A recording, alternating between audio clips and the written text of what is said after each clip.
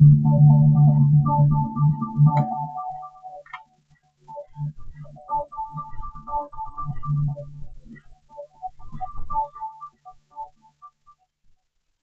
following program contains themes and language of a frank and explicit nature. Viewer discretion is advised. In 5, 4, 3, 2, live now. Oh, Mike, I don't know what you're talking about. Hey, everybody, you know what you never do. Listen, like trashtalkingradio.com. The best in the business. Say it so much. Wrestling fans throughout radio land. Listen to Trash Talking Radio at TrashTalkingRadio.com. Every Tuesday from 7 to 10 o'clock. Hear guys like myself, so you gambling guys, come on. That's my food. Yes, to describe the Trash Talking Radio Show from 7 to whenever we get done is by using a screwdriver. Contract Rose C. This is Motivation, the other half of the Rock and Wrestling Connection. That's the trusty one and the moving one.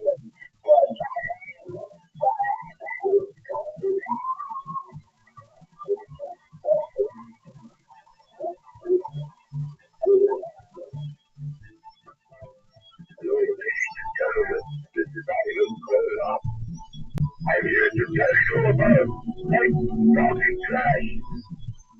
The Trash, 7 to 10. Tuesday night, you got to listen in. It's the best of all the best in town. I'm David the Animal, one after the world ever takes in the room where this is up. If you know it's good to hear, listen to Trash Talking Radio, or now. Everybody who watches Trash Talking Radio, talk on it. I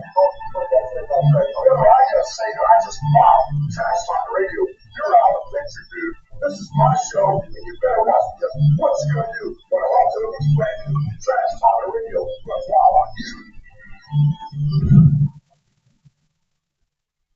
This is the Vital Idol, and you're listening to Trash Talking Radio every Tuesday, 7 to 10 on TrashTalkingRadio.com. And remember this, Vital Idol tells you it's got to be true. And when it's on the internet, it's got to be real. It's Trash Talking Radio every Tuesday from 7 to 10.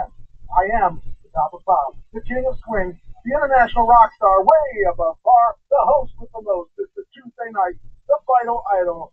Classy like trash. And thank you very much.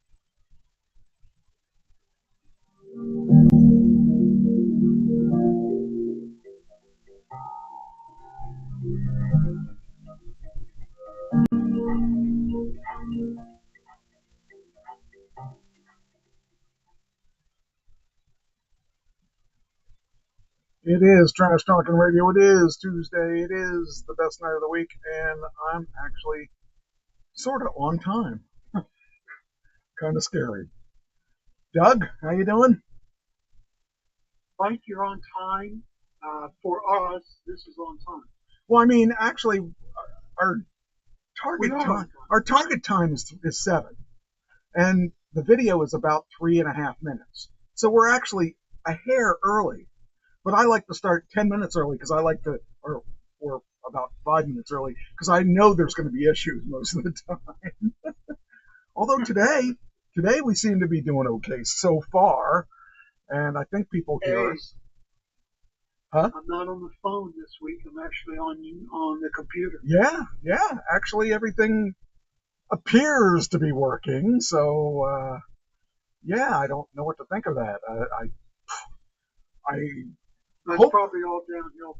Well, you know, we can say we had a good start. If it That's goes right. downhill, we Can't could say say, that. you know, we could say the demons got involved or something. The Gremlins. The gremlins or whatever it is. but I think we're actually doing well. So, all right. We got a lot of stuff to talk about today. We're going to talk about one of the Chosen. I think season 1 or season 2, episode 1. Yes, correct. We're going to talk about Poison, the band, not the. Very interesting band. Yeah, and they're local yokels for us because they. Out of Mechanicsburg. Yes, and I actually remember their band before that, which we'll talk about as well. It's interesting because he still comes back here from time to time, and he actually plays out in Grantville at the casino every once in a while as a solo artist. And it'll be interesting to see where it goes. But yeah, I don't know. Did you remember them when you were younger? I've heard of them. Again, I wasn't into glam bands, so or arena rock bands. Yeah, they were definitely a glam band. And I was jealous because they had nicer hair than half the time. I thought they were women. I mean, I thought that was the whole point. And I was jealous because I wanted hair like that. I couldn't grow hair like that if I planted it in myself, But it's sometimes you got the genes. Boy, do they look different today. Oh, big time. Yeah, he's got bald spots. That's why he wears that big old hat. I saw him on a couple reality TV shows, and I think he was on The Apprentice or one of those. He was on one of those. I forget what it was, but yeah, it wasn't so pretty there. All right, let's get this show on the road, as they say. Start off with. By the way, I didn't put any birthdays on today. I just was so busy I didn't have time to do any research. So you're lucky. You won't have to do birthdays. Oh man! Thank the name of Jesus. That's right. And we're going to talk about Jesus too. So it'll be a very interesting show, I think. Let's start off with Sean Diddy Combs. He's back in the news as usual, but he's going to be sentenced on October 3rd. So he'll remain in jail as he awaits sentencing for prostitution charges. That's not a good sign. He is just so lucky. I mean, he should have gotten so much more than that. Prostitution isn't going to be very, very bad, I don't think, for him. I don't know. I don't know what kind of. Maybe that's something we should ask. Is what kind of sentence could a prostitution charge get him? All right. It says Sean Combs will be sentenced October 3rd. The defense and prosecution reached an agreement for the sentencing date. Combs was convicted on prostitution charges, but acquitted on sex trafficking and racketeering charges. That was just really, that's the least of all charges that he got. I just, that's what good lawyers can do for you, I guess. Well, bad juries. Yeah, well, the problem is when you got a celebrity, you got people that are going to be liking him and people that are going to be not liking him. And this particular time, it worked in his advantage, but it could have gone the other way. Because if you got enough people that didn't like him, they would have thrown the book at him. So, yeah, it says he was found, after a 2-month trial, he was found guilty on 2 counts of transportation to engage in prostitution and acquitted of sex trafficking and racketeering. I just am shocked. I mean, everything looked like he was not going to. I really felt he was going away for a while. The government's seeking Combs to have 51 to 63 months in jail. So, 3 years. And he's going to get time served, So. Yeah, he won't be in long. But it does say something to the fact that he's still in jail and not out. Yeah, that's true. Yeah. Well, they don't trust him. They think he's a flight risk. I mean, he was going to run as fast as he could when he was running in the beginning. And, you know, innocent people don't usually run. That's right. So I don't know. I disappointed in the system, but that's just me. But justice and some let us down. I wanted to talk about a really cool celebrity now. Hold on. Here he is, Winston. Winston's birthday and adoption day. His adoption day and his birthday were one day apart. And I'm not sure, I forgot which one came first. I think his birthday's today, and his adoption day was yesterday. No, his birthday was yesterday, his adoption day was today. So that's going to make him feel bad. Is that the one you're going to settle on? Yeah, that's what I'm going to settle on. I think that's what she told me. But you know, the thing is, I feel bad for him that if he were a human, he'd be like, wait a minute, it's my birthday and you're getting rid of me? That poor little dog. He's funny though. Well, you met him. And, yeah, he's a cutie. He drives me crazy, but you know, I love that dog. He's a lot of fun. He just he gets so jealous of the other dog, and he's so little compared to the other dog that, you know, it's not like he can bully the other dog around. So Cheyenne has control of the place, so it's funny. But he's a good dog. He really is a good dog, and he's playful. I think he's 7 now. And I saw another dog where did I see the other dog? That was in the news. Not in the news. It was in Facebook that he was found, or she was found on the streets, and that they were looking for her owner. And I sent a message to that person that if they don't find the owner, I'd be interested in taking her, because it's another lab. As if I need another lab, but you know, I just feel bad. So, all right. You feel about labs like I feel about Goldens. Yeah. I love all dogs. I mean, you see them, you fall in love with them. I just don't feel that, you know, I just don't understand why people abandon dogs. Dogs are the most loyal creature on this planet, and I just feel really bad when I see something like that. And then somebody contacted me on Facebook saying that they have I think it's a lab and a pit bull mix that they need to rehome. And I want to see if I can find this other dog first. So I don't really need 3 dogs, but I feel bad when dogs are, you know, abused or having to get rid of them and that. So, yeah. Anyway, all right. Now we'll get back to work. Did you know who the Tiger King was? Did you ever hear of the Tiger King? Yeah. I followed that story a little bit. That's such a weird story. But it says former Tiger King star Bogdanian Doc Antle sentenced to a year in prison. So he'll be near the Tiger King for trafficking, animal trafficking. He's going to get probably more time in prison than Diddy. But I thought that was kind of weird. It's so weird, these people. I don't know. Trafficking.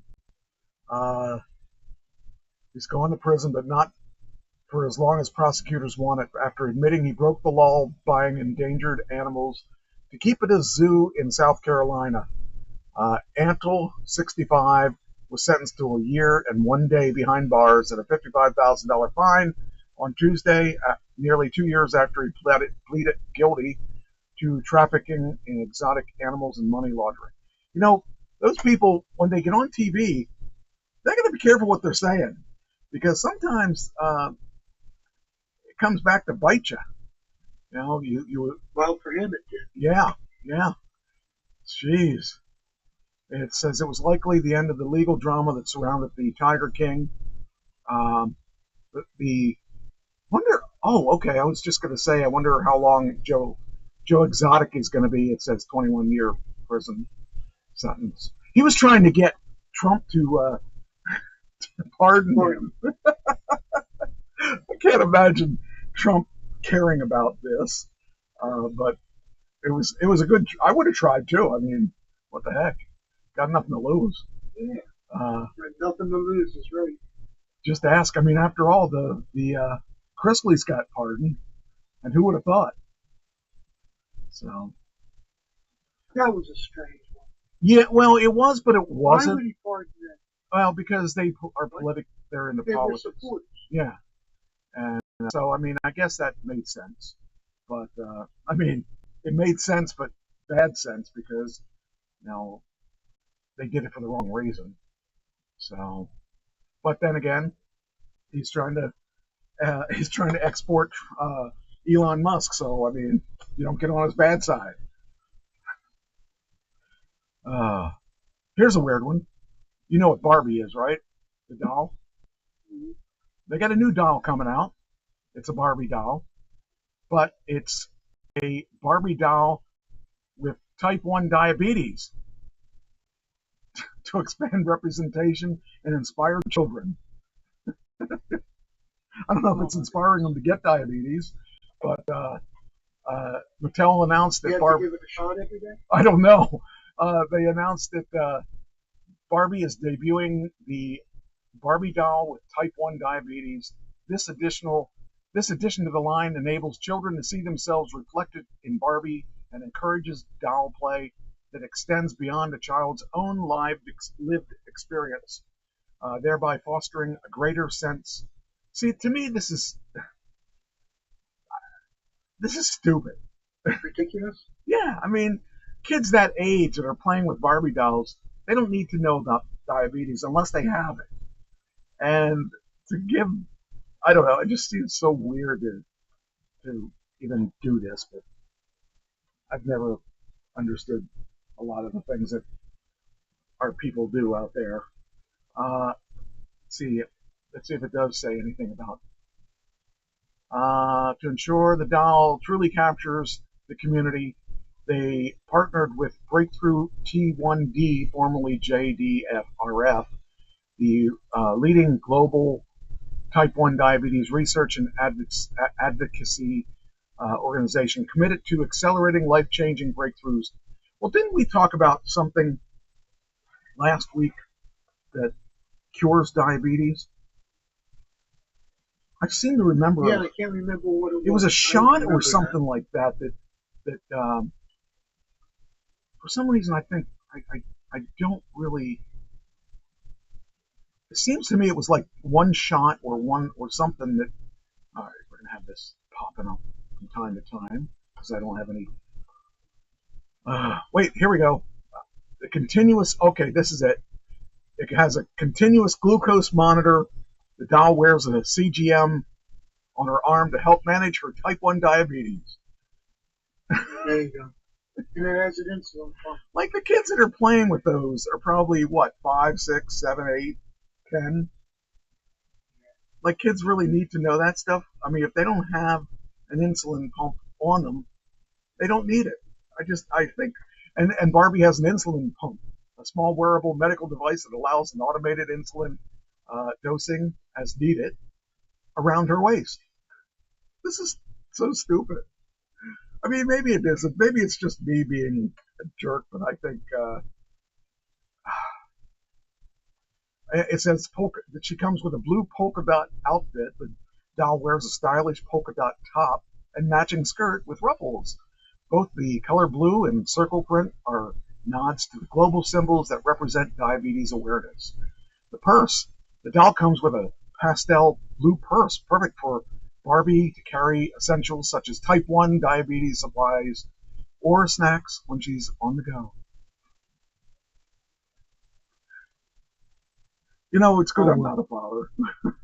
If your kid had it and just got diagnosed, Right. Okay. it might be a good thing. Or if your brother has it or your sister has it, you might want Yeah, because you'd Have maybe to go. understand it better. But I mean, really, you're gonna want to have a high maintenance Barbie doll like that? to, or maybe, or if you're a collector, Yeah, that's probably closer. I don't know. All right, that's that. I should probably ask a girl to tell me to weigh in on that because we're just a bunch of guys. What do we know? Okay. Then, come on. Let me grab that. There we go. Okay. There's a billion-dollar celebrity scam going on, and this is kind of interesting. This is not Keanu inside the billion-dollar celebrity impersonation Bitcoin scam. So they like to attach people's names to things like this.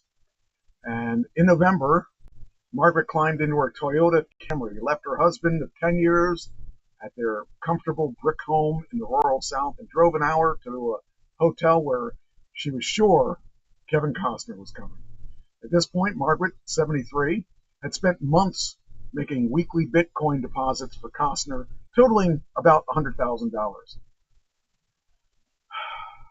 These people, I feel bad. He messaged her that he was using the money to set up a new production company where she would eventually work for him. Margaret knew that some people would find it odd that an Oscar winner and star of Yellowstone would need financing help from the retired office manager whom he'd met on Facebook. But Margaret wasn't exactly a nobody. She had achieved some renown uh, for activism that she'd done, even delivered a TED Talk. She was special, and Costner saw it. She was also lonely, restless, as her marriage was failing. Her career had ended, and her kids and grandkids were busy with their own lives. Costner's messages represented some welcome male attention, a fantasy drop in the real life, but it got too real.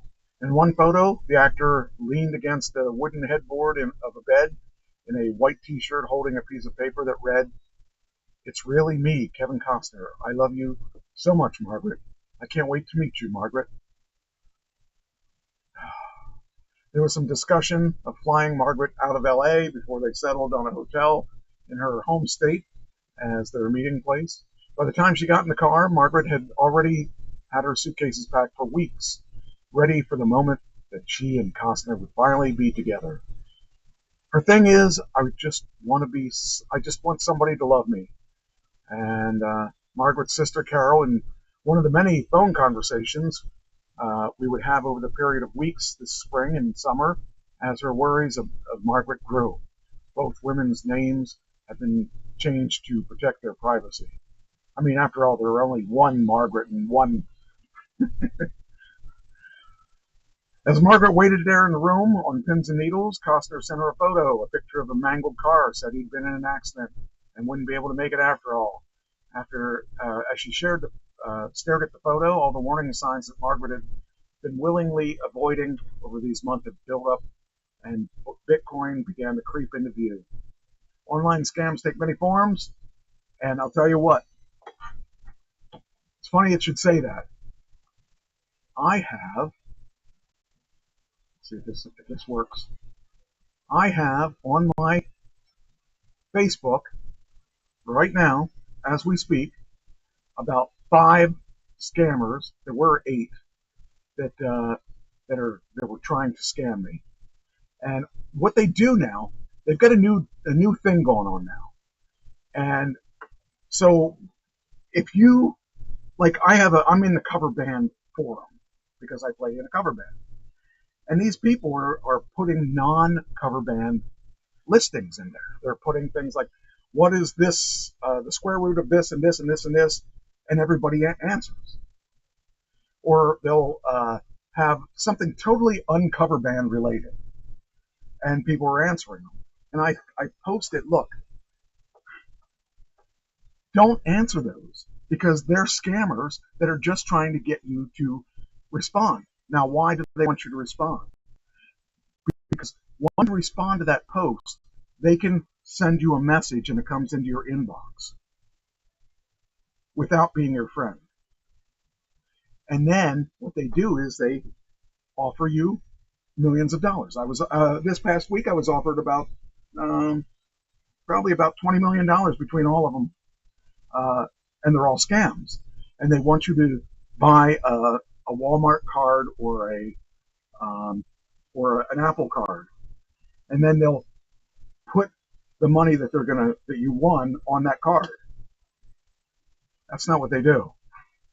They take the money off the card and they leave you with nothing. And so, oh, hey, there's April. It's really sad because these people in this forum keep answering. I keep telling them, do not answer this post, because they're going to come into your DMs and start scamming you. And they still answer the post. These people just are idiots, because I started answering the post, why are you posting this on the cover band? This isn't a cover band. This is not a cover band post. Why is it? And that's when I realized that they were scammers and they were trying to scam everybody. And nobody, of course, is moderating it, so they don't get kicked out. And in fact, they use names like Mark Zuckerberg, CEO. So you think, oh, I'm going to get something from Mark Zuckerberg. He's offering me this if I only show him a card or something, because these people aren't smart enough to realize that they're being scammed. And then I made a post that said, well, and they're hoping to make it rich. Yeah, and after all, there are journey. It's like a lot. Yeah. Well, the thing is, they got to realize that that they prey on everybody. It doesn't matter how poor you are, how old you are, they prey on anybody. And the people that are most likely to take it are the people that don't have the money. And like when they come into my inbox, I tell them, they say, what would you do if someone gave you $2.5 million right now? And I'd say I'd probably give it to charity. I said the Salvation Army, just because of you. I said I'd give it to the Salvation Army.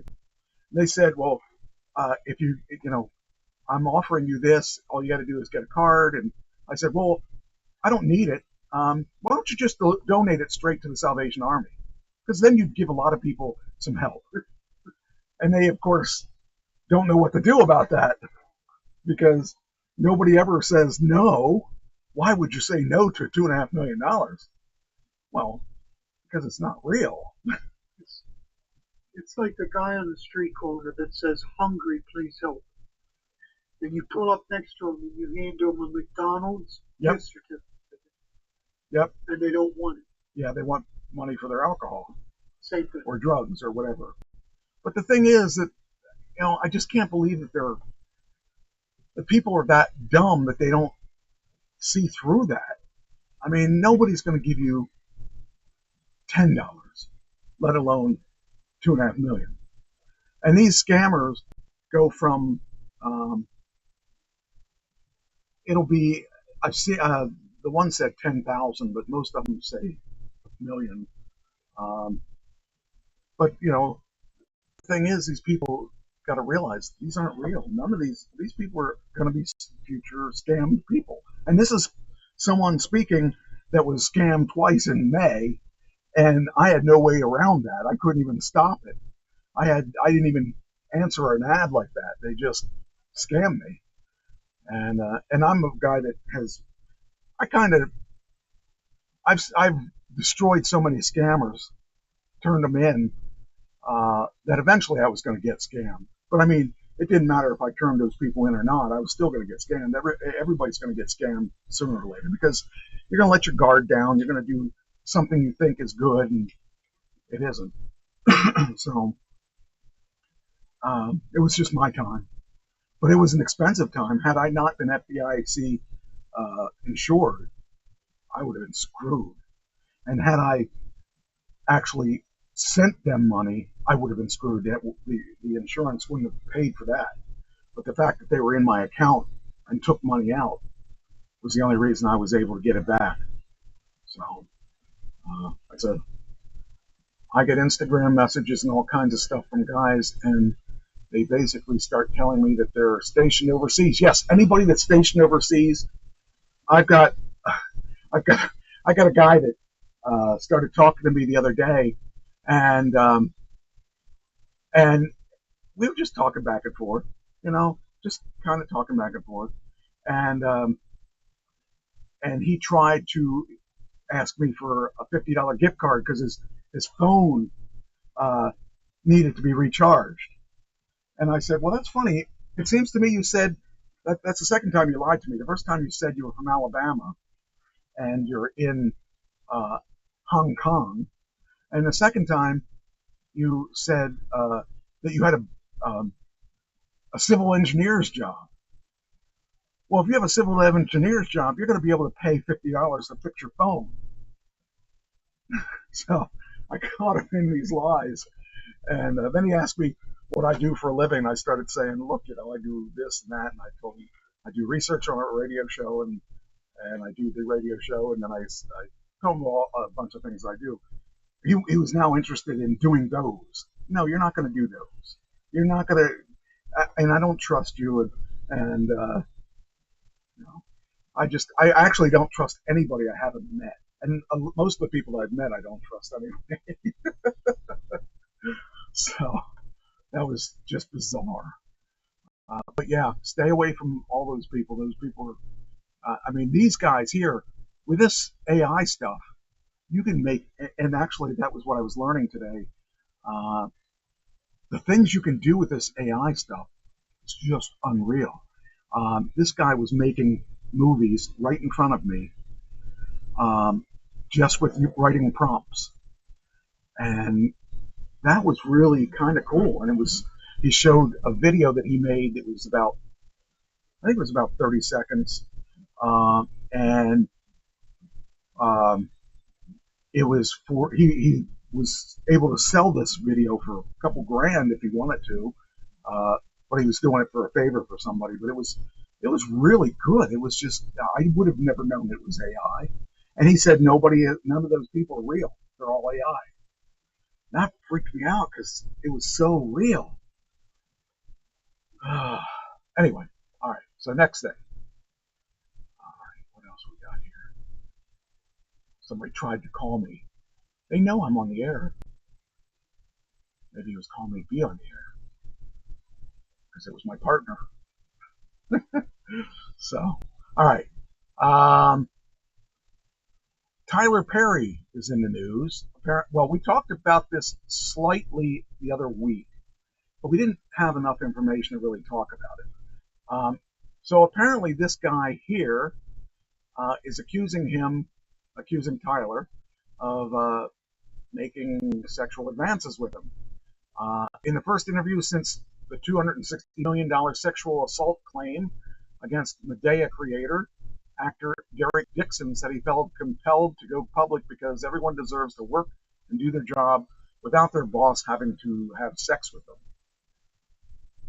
I gotta say, I'm looking at this guy's guns.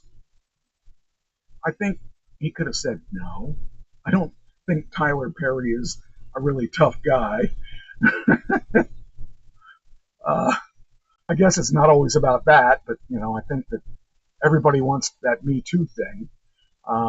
Actor Derek Dixon says he's in the process of bringing his bombshell lawsuit for sexual harassment and assault against Atlanta entertainment mogul Tyler Perry has been terrifying. But in his first interview since first filing a $260 million claim, is he worth $260 million, even if he did do it? That's a lot of money. It's a lot of money. He's in Los Angeles Superior Court. Now, first off, that's in Atlanta. I don't know if he can do that. unless it happened in Atlanta, or unless it happened in L.A. Yeah, L.A. Says he felt compelled to speak out because I couldn't let him get away with this. Everyone deserves to go to work without and do their job without their boss trying to have sex with them. Okay, I agree with that. But an actor in his late 30s who appeared to be on 85 episodes of Perry's BET series The Oval that aired 2021 to 2025 alleges in the lawsuit that Perry made several unwanted sexual advances towards him, including one in which the producer pinned him against the wall and groped him, and another in which Perry snuck into his bed. I guess they're saying Perry is gay or bi. Dixon has accused Perry of engaging in a pattern of expliciting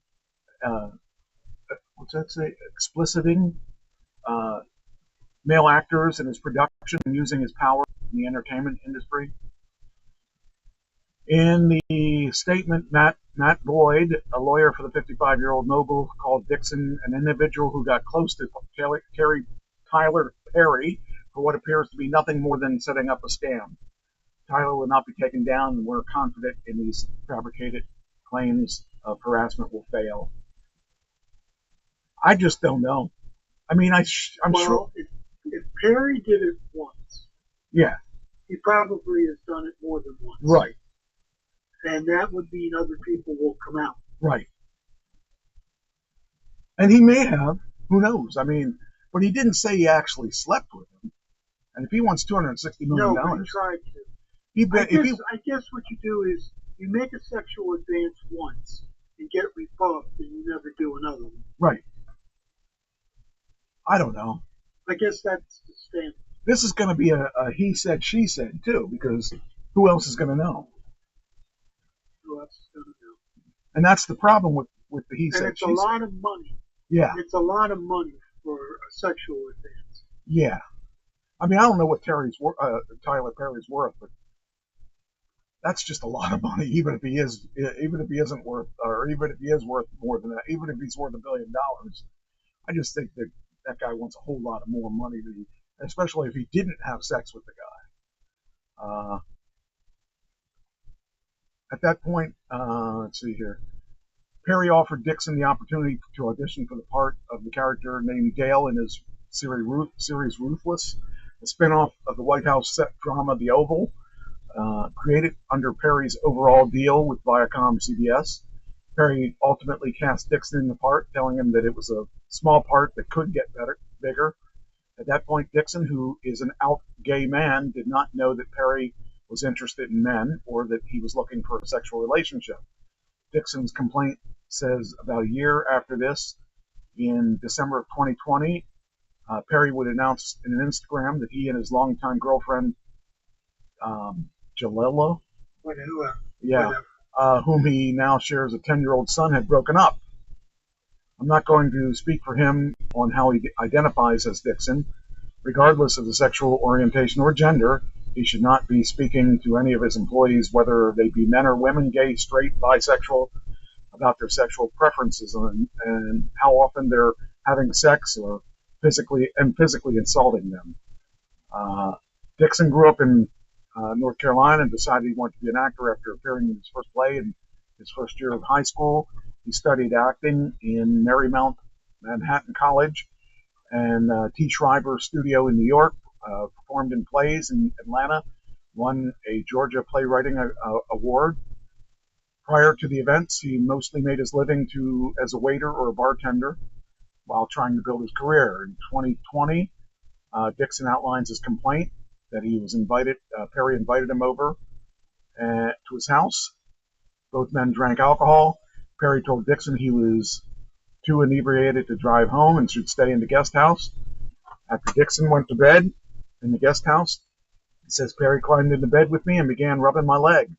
I immediately jumped out of bed and said, "I'm not that sexual," and stood up and left. I thought that my reaction made it clear that I was not interested. After that after that encounter, Perry called or texted Dixon every day, Dixon says, and Dixon ignored him. Derek, why don't you text me anymore? Reads one text. He should have that on his phone too. If that's true, Yeah. I would imagine that he has that. And if he doesn't have that, then I don't believe him. He's lost the case. Yeah. So he better have that. After a few Okay, days. I have a question. Can I get my old text messages from the phone company? Am I allowed to do that, or is that their property? I'm sure the courts can. Can you? Yeah, I'm sure if you went to court. I don't know the answer to that because, I mean, who owns those texts? Yeah, that's a good question. That's a good question. I'm sure they have them. Even deleted ones that they probably have. I guess that'll tell us the tale that, but still, he didn't say he slept with him. He said he touched his leg. So far. So I'm assuming that's all he did was he made an advance to him. That's not $260 million worth. I mean, give him $10. You know, he slept in his house. Give him $10. Give him. I'd even say give him $100,000. Okay, even $100,000. The argument may be that we got to teach him a lesson, and he's worth X amount of millions. Yeah. And we got to teach him a lesson. Yeah, well, I would say okay that if that be the case, you still give Dixon $100,000 and give the rest to charity. The guy's not. That's not a $260 million problem. No, that's a set me, my kids, and my grandkids up for life problem. Yeah, that's what I would say. I think the guy's just a gold digger, and that's the bottom line. And show me some of these texts. You know, I don't see anything that warrants. I mean, if he didn't get any, then that guy shouldn't get any either. That's in the money. If he didn't get any of this, he shouldn't get any of that. You know, just don't work for him. Exactly. You know, don't work for him. Text from Perry include. Oh, here we go. Text from Perry included Dixon's complaint show the entertainment mogul commenting on Dixon's thick body, asking, "Why do you twist your hips when you walk?" Okay, that's not worth $260 million either. And noting that Dixon liked being choked after a choking scene on the show. And in one text, Perry told Dixon he needed to let someone hold you and make love to you. Again, that's not $260 million. I mean, let's pay him I guess we come down to the fact it may have happened, but it's not what you said. Yeah, I mean, we're not talking about anything that happened except he touched his leg. Okay, he did harass him if indeed he got those. But was there anything in there that said that? Okay, let me ask you a question. If your boss harassed you, could you get $260 million out of your boss? No. In fact, I would get fired. That's just the way it is. You know, they would have found a way to get rid of me. They were already trying to get rid of me, and they did. They made me retire. But and my boss was too. I couldn't even imagine. So, yeah. Okay, we'll move on to the next thing. Now that I've decided that. All right. So, all right. We talked about the $1 billion scam. If you notice, I'm not saying a thing. Yeah. I mean, I just think the guy's asking too much. If indeed Perry did something wrong, okay, maybe he should deserve some kind of compensation, but I think he's asking entirely too much. $206 million is a lot of money. And if Perry did do something, maybe he does deserve something, but not $260 million. Maybe loss of wages for a period of time that he wasn't able to work because, you know, I don't know. Perry might have blocked him from getting work too, but that's still not $260 million. So, yeah. Yeah, but he's not saying he did. Yeah. All right. So we talked about the fake. Who was it? The fake. The fake. What's his face? Yellowstone guy. Costner. So here's a problem we're running into with some of the AI stuff. Oh, wait, what'd you say? She said, yeah, Perry has not reacted, so I can't tell you what he said. Better to have the text and it better be in context. Yes, I agree with you with that. What are these and the director's cues on things he's trying to get him to do in the show? I don't have that information, and if he didn't do anything, his career might be ruined because of this. Yes. Well, probably not. The chances that Dixon was going to make $260 million in his career is low.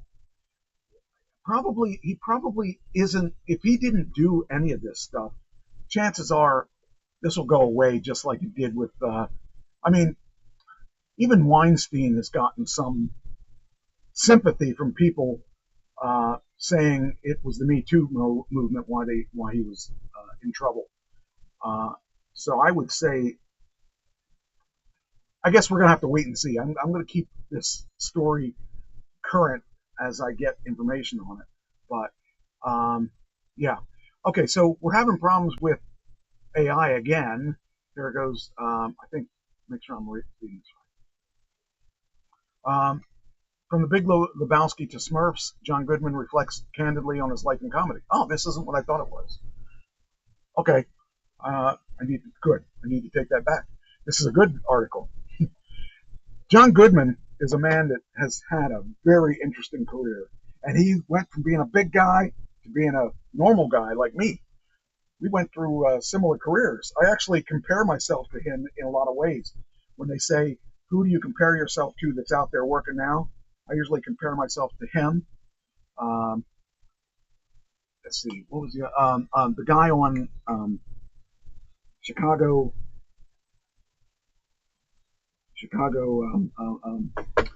the medical one, the Chicago Med. He was the psychiatrist on there. I can't think of his name off the top of my head. And Philip Seymour Hoffman, who's dead now. I don't compare myself to him today, but his acting genius in the past. Those are the three people that I compare myself to, because I've got acting chops a little bit like each of those guys for a certain different thing.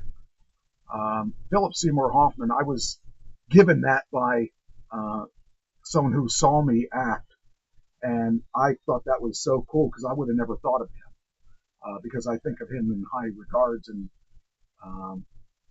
a lot higher than I consider myself. But it was nice to be compared to him. So anyway, so this he's celebrating 50 years in the business. He opens up about his relationship with Roseanne, bombing his Saturday Night Live audition, and Spielberg announcing his role in the Flintstones without asking him first. That's kind of cool. I didn't know that. John Goodman, I don't know. You probably wouldn't like The Righteous Gemstones, because he plays the father. He plays a minister in this really ridiculous church. This is one of those huge Jimmy Swaggart type churches that have tons of people that follow him, and he could do no wrong in their eyes. And it's a comedy, and I love that show just because it was so bad. It was so good. But anyway, it says he's enjoying a rare moment of calm. The 73-year-old recently wrapped up his roles on both ABC's The Conners and The Righteous Gemstones. Now he finds himself without a project on the horizon. So both of those shows have wrapped up for good. The Conners, their last segment, they were talking about, they tried to get to Roseanne to come back on the show one more time as a ghost because she had died off in one of the earlier episodes.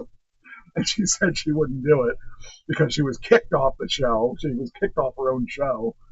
And then the Gemstones also wrapped up their final show after 4 seasons. You know, that would have been a good fit for Roseanne coming back as a ghost. She could have been a recurring. Yeah. But They that, could but, have wrote her in as recurring. well, she just, Haunting Goodman. yeah, that would have been funny.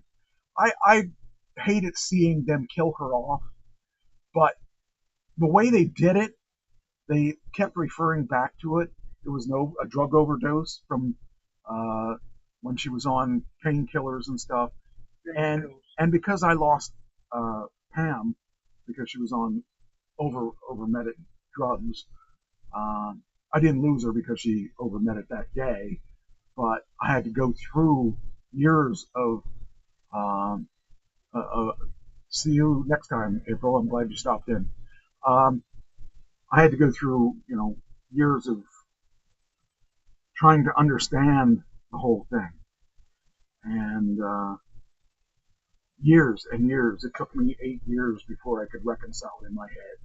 I wasn't dating. I mean, I went out with a couple women, but I didn't really do anything seriously. I just wanted to go to movies with somebody, I wanted to go out to dinner with somebody.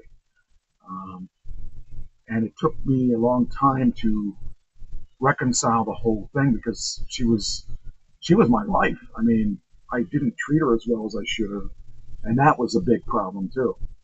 You know, feeling a lot of regrets about who I was and what I was doing, and it was difficult for me to reconcile that whole thing in my head. But anyway, I'm talking about John Goodman anyway. The actor is known for his booming voice and his and being a go-to guy for filmmakers like the Coen brothers, and also finds himself far away from Hollywood, living in Charleston, South Carolina. Oh, I didn't know that. After losing his Palisades home in the wildfires in January. Oh, okay, so he lost. Oh, wow. He's one of the people that lost his house, and so he moved back to South Carolina. Jeez. Wow. It's been 10 years since I've done a play, so I have to get back into that. Could you imagine John Goodman coming into your theater saying, I want to audition for whatever it is? You're going to have to audition for that, even though you have. He may, that may not be how it works with him. Yeah, I'm It sure. could be a phone call. Yeah, I'm sure it would be. I'm sure they call him up and say, yeah, sure you are. Sure you're him. I don't believe you're him. Yeah, you're a show up in person. Yeah, that's it. What's it say? Don't mess with old people. We didn't get to this age by being stupid. That's a Mick Jagger shirt. That's a good shirt. I think I need that. Anyway, it says despite an open schedule looming, there will be plenty of Goodman arriving on screens in the coming months. Earlier this year, he was part of an upcoming Tom Cruise movie. He's in full promotional mode for the Paramount animated film Smurfs, which will come out July 18th, and sees him voicing the patriarch Papa Smurf along with Rihanna Smurfette. The actor's got quite a legacy of voice work, notably bringing to life the lovely, frightening Sully in Pixar's Monsters, Inc. franchise. So I tell you what, I loved him in Monsters. Oh yeah, I love that too. He was good. And the Smurfs, I actually liked. I have to admit, don't tell anybody. I have to admit that I watched the Smurfs movie. Every Smurfs movie that's been out, I've seen it, and I've loved it. And that wasn't my generation at all, but I just thought it was really cool. In a chat, Goodman looks at his relationship with Roseanne and bombing at SNL. At the same time, Spielberg announced that Goodman was going to star in Flintstone. At the same time, he announced that Spielberg announced that Goodman was going to star in the Flintstones without asking him first. He was perfect in Flintstones. Did you see that movie? Yeah, I loved it. Yeah, he played Fred. I didn't think the Roseanne boot was going to go beyond the initial 5 or 6 episodes. I thought it'd be a one-off thing, and then we got picked up, and Roseanne got fired, and I thought it was it. And as soon as they dismissed the cast, I picked up the Righteous Gemstones. Then we got to do the show again as the Connors. I didn't know how long it would last, but I sure enjoyed it while I was there. I saw a thing on Roseanne recently. And even though she was, oh, that's what the article was. It was she was bitter about them asking her to come back on the show after being fired from her own show. That was a pretty weird thing. But he seems to be a good guy. I mean, I've never heard anything bad about him. I don't know. I just think it was cool. And he says that as far as him and Roseanne, it says we hit it off from the jump.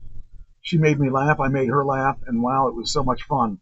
We get so many viewers from the show back then, 20 to 30 million. Things are so different now, but it was a special time. And for Gemstones, what was the most uncomfortable situation that Danny McBride? Danny McBride, I don't know if you know who he is, but he has written some pretty interesting shows. And I actually like all his shows that he's written, even though they're not for everybody. Like the Gemstones was definitely not for everybody because it was busting on religion, but it was busting on the preachers that we don't like. I mean, the Jimmy Swaggarts and all that, and taking it much higher than it probably should be taken. But I love that show. It says your career isn't slowing down. You recently shot the new comedy for Tom Cruise. It's coming out next year, and he said that's a lot of funny moments in it. Tom's a force of nature, and it's fun to hang out, see what he's going to do. He's a 63-year-old professional athlete and artist. He's got the drive. And did you know him before this project? And he said no. We met, but it was like 35 years ago at Bruce Willis's house. I hate this name dropping stuff. I think we should pick those names up. Oh, here's one.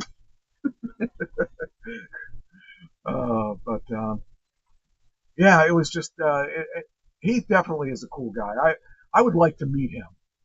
I would like to meet him and say, I'm you at 10 years younger. So, but he's definitely a cool guy. Then we got TV's Cocaine Blender. What was that? I forget what some of these are about. Let's see.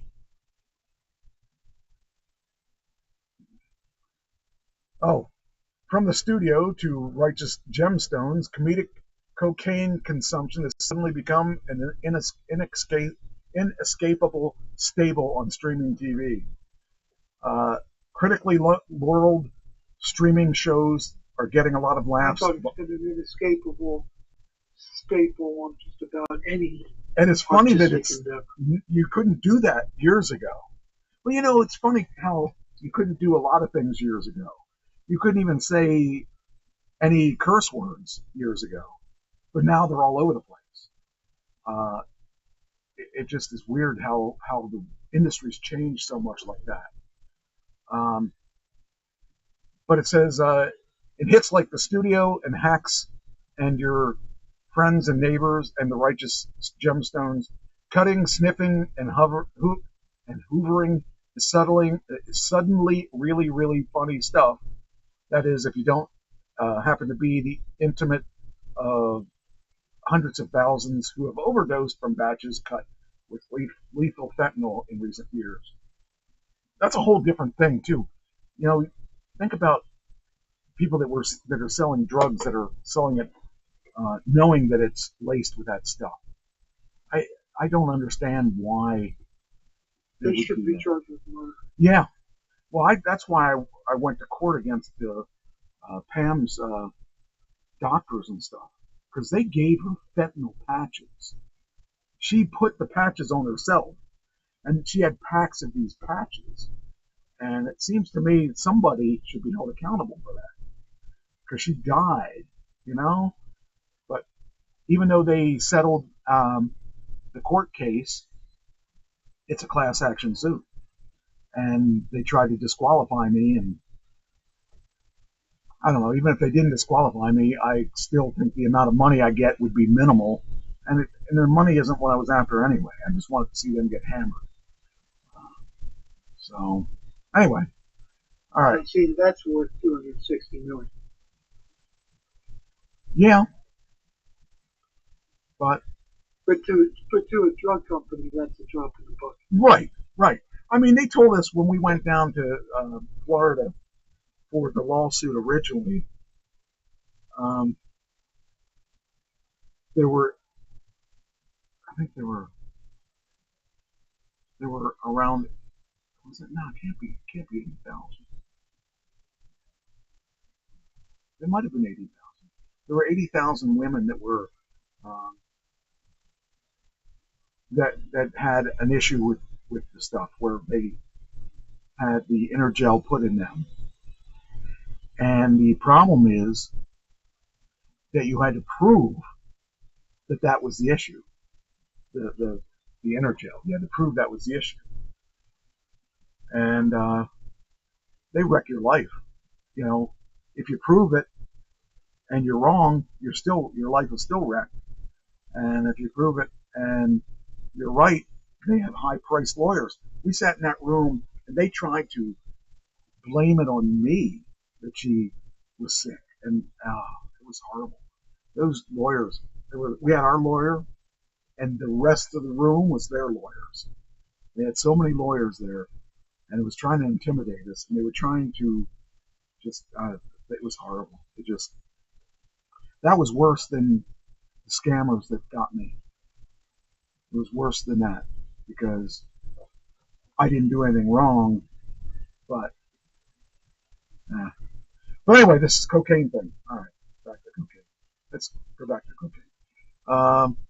Says there's countless sobering drama documentaries and films that depict the insidious repercussion of selling and snorting cocaine and leave a bitter taste in the gums. From Narcos, El Chapo, and Breaking Bad to popular Netflix documentaries, Cocaine Air, to big screen classics like Scarface, Blow, and Casino. And watching a coked up Ray Liotta sweat bullets and Goodfellas in the third act isn't exactly an infomercial for the white stuff, but the small screen now toot usage is a hoot. So I don't understand the desire. See, I guess I'm a different person because I didn't do pot, I didn't do other drugs, and everyone looked at me like I was a weirdo because I didn't want to do those drugs, especially the pot. You know, I remember when I was in college and I went to a party and everybody was getting high as anything, and I didn't want to get high. And somebody tricked me into eating a brownie that was laced, and I never heard of it before. I never heard of pot brownies until that day, and I felt like I got so sick on that. Oh man. Yep. Anyway. All right. Next one. Oh, actually, the next thing I want to play, I did this promo.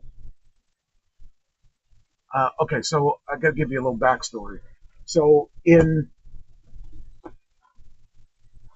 about a week ago, I got this casting for a small business owner who they wanted you to do a compelling reason why you need help with energy systems, because this company was an energy company and they're going to make a commercial with some of these companies, and they were looking for people that are in business like ice cream places or pizza parlors or small business, mom and pop businesses. So I thought about it and I thought, well, what if we did one on wrestling schools? And I actually thought I'd take it to another degree. We have a big building. We have about 2,500 to 3,000 square feet. What if I did it as a wrestling building, but it could also be used for receptions? It could be used for other things. Well, that's what I did. Would you like to see it? Yeah, I would. This is a pitch I had that will talk about Well, you'll get it from the pitch. I don't really need to tell you anything. So here's the pitch. The pitch is, go ahead and play. Hi, I'm Frank Mike from Dalton, Pennsylvania. I'm the president of the Coalition Star Academy, a community center initiative designed to give kids and adults Can you hear it? alternatives to street life. I don't think I can. No. Let me see if I can turn that up a little bit, and then we'll start over. Become more disciplined. Well, physical it's fitness, and if they choose, buffering problem. Oh, buffering problem? Okay. Okay, what the freak? Let's see how this works.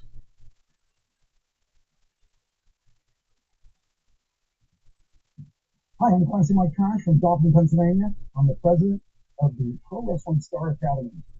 We're a community-centered initiative designed to give kids and adults the alternative to street life. We're creating a space where young people, boys and girls, young adults, can come learn discipline, physical fitness, and if they choose, the art of pro wrestling and the art of video production. We're not just building athletes, we're building confidence, skills, and purpose. Our building is a 3,000 square foot facility. It's fully air conditioned and designed to host birthday parties, bingo nights, flea markets, concerts, receptions, and community events of all kinds, including pro wrestling. But like many small businesses, our space runs on older, inefficient systems, and those costs add up. We're expanding, building staging areas, lighting rigs, and upgrading equipment to handle our growing needs. We want to be more energy efficient, not just to save money, but to set an example for the community. We're committed to doing good while doing better. And your energy program could help us make that happen faster and with more sustainability. My three partners and I are dedicated to giving back. This is more than a business, it's a mission. I'm available to film July 30th and August 1st or whatever date you choose, and I'd be honored to be part of this project. So what'd you think? Is it compelling?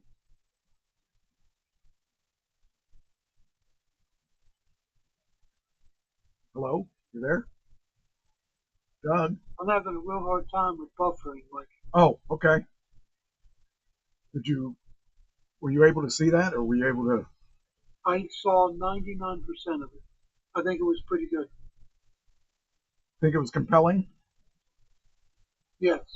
And I mean, my story is that we're there for the community. We're trying to get the community, help the community grow, and that's what really the bottom line is that we want to be more than just a wrestling school. Now, I did that before I talked to all my partners, so I hope that they would agree with that. And they did actually. Two of them guys actually saw it and told me what they felt. And so the nice thing about it is that 3 out of 4 of us are definitely approving. And I think the last guy will approve too, even if we don't do. But I think when I talked to the one partner, he said, "Wow, I never thought of doing more than just wrestling in there." I said, "Yeah, we could have flea markets, $10 a stand. We could have bingo, because we got the room to do it. Why not do it? We get a couple of those a month. They'll pay our lease if we do that. We can just put that money towards the lease, and everybody's happy." So the big thing is that going to be something that will compel them to say, "Yeah, we want to do your commercial." But the most important thing about that is that if they accept us, I will be paid for an actor because I would be doing that. But second off, we would be getting a lot of publicity from that ad. So that would help drive people to the building. So, we've only been open now for 45 days. Well, we've only had the building for 45 days. So we're starting to see some things happen. I mean, we're still not really 100% ready yet. We're still putting our production studio together and stuff like that.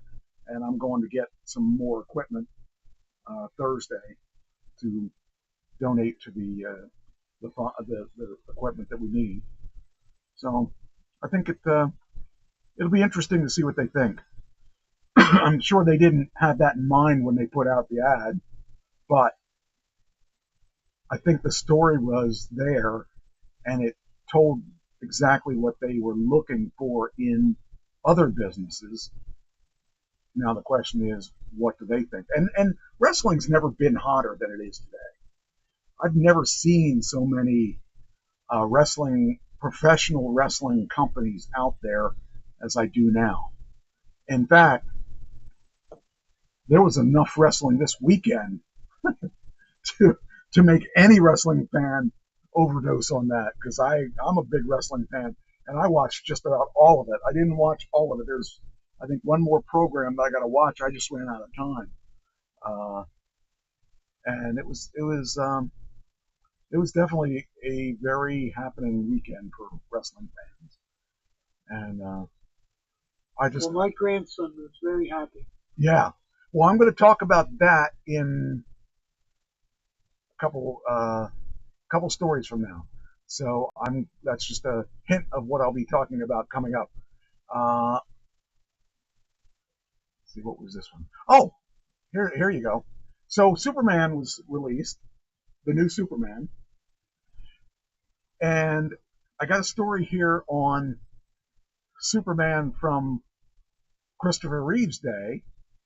It says here, one of the pros of working at a magazine with 95 years of history is that there's volumes of articles and reviews and interesting details that draw on Hollywood's news cycle when the Hollywood news cycle repeats itself. In this case, I'm talking about the high-stakes Warner Brothers release of James Gunn's Superman. There were plenty of concerns back in 1978, just a few months before the December release of the Richard Donner film starring Christopher Reeves. Here's the pre-release interview with the producer Ilya Salkind. And it says here, it gets all the industry chatter, and from budget to salary to typecasting to Marlon Brando. I forgot that he was in that. So it talks about, first of all, there are many well-publicized sensitive areas of Superman, which opens Christmas, with Warner Brothers releasing the film in 80% of the world. Marlon Brando plays Superman's father. Gene Hackman, the chief villain. Chris, did you know that Gene Hackman was a chief villain of that? No, I didn't know that. I didn't know that either. I saw that way back then, but I don't remember a whole lot about it. It says Christopher Reeve is Superman, Margot Kidder, Lois Lane, 31-year-old Iliad Salkind, who with Pierre Spengler produced the film. And here's their reactions. The budget, I can't give you the figure because there are two movies involved. We are 90% finished with Superman 2. So they were making both films before the first one was released.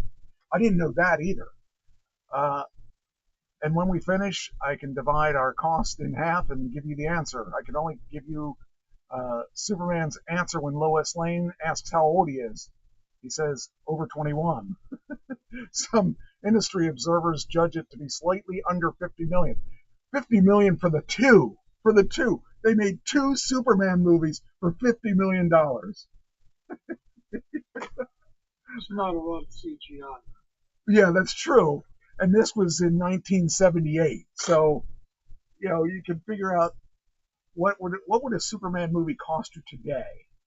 I would guess, well, I guess we're going to find out, but I think my biggest guess would be they probably paid $80 million for one movie. But that would be maybe a conservative. Yeah, I think that's a conservative. I don't know what they paid. I guess we can find out. So they said some industry observers judge it to be slightly under 50 million for the two. The money is from two Swiss banks and a few 50. That's you don't realize. Do you realize how much if that director had made an advance at at Superman, how much he would have wanted for that? He probably would have wanted. He would have probably tried to get $6 million for a. Oh man, no, he probably would have tried to get the whole 50 million. Anyway, Brando's salary. I read it was a lot of figures, but this is the true one: 4 million for both pictures. So he got 2 million a movie. That's unheard of because nowadays, they're paying WWE wrestlers $4 million to do things. So that would not be the way it is now. Let's see here. We're estimating. Now I have a question about wrestling. Yeah. You brought up wrestling. I have a question. Yes. Gunther won. What's kept that? his belt. What's that? Gunther won, kept his belt. I mean, how much is he being paid? I would say I would have to do some research on it, but I would say it would be he probably gets 500,000 a year guaranteed, and then he gets the bulk of the rest of it. They make a lot of money on what sells with their picture and with their image on it. Even I would say even Charlotte gets 500,000, but she makes 4 million a year because of the dolls and all that stuff. But he's probably getting between 400,000 and 500,000 a year. Now Roman Reigns, he gets probably 2 million a year, and then residuals on top of the residuals on top of that, because he was one of the biggest names in the business. So he's probably making 6 million a year or so, maybe more. So everybody else is making less than that. But that's still pretty good money. That's pretty good money, yeah. And that's for doing something you love. It's like But then again, you also got to remember that if they get injured, they don't get. They're not going to make that kind of money. So they have to be careful. Like Seth Rollins got hurt this weekend, and he's going to be out of action. And I don't know if you watched. Did you watch the match where he got hurt? He was taking on LA Knight. It was pretty obvious that he got hurt. He was running at LA Knight, and when he landed, you could watch his knee, and it just popped. And the referee went down and checked him and held LA Knight back and told LA Knight that he was injured. So LA Knight went to the corner, and so I knew it was real. Then they had the doctor come out to the ring and stuff. I knew that was real. So it sucks because he has a history of knee problems. So now I heard it was not as bad as they expected it to be, because he was at he went to it was in Atlanta, I think that's where he hurt himself, and they have Dr. Andrews down there, and that's the big ortho guy that works down there. By the way, they did while we're here, I guess we could just do that. We'll talk about that because since we're talking about it, I might as well just continue talking about it because it's a lot of stuff that happened. So here's what happened.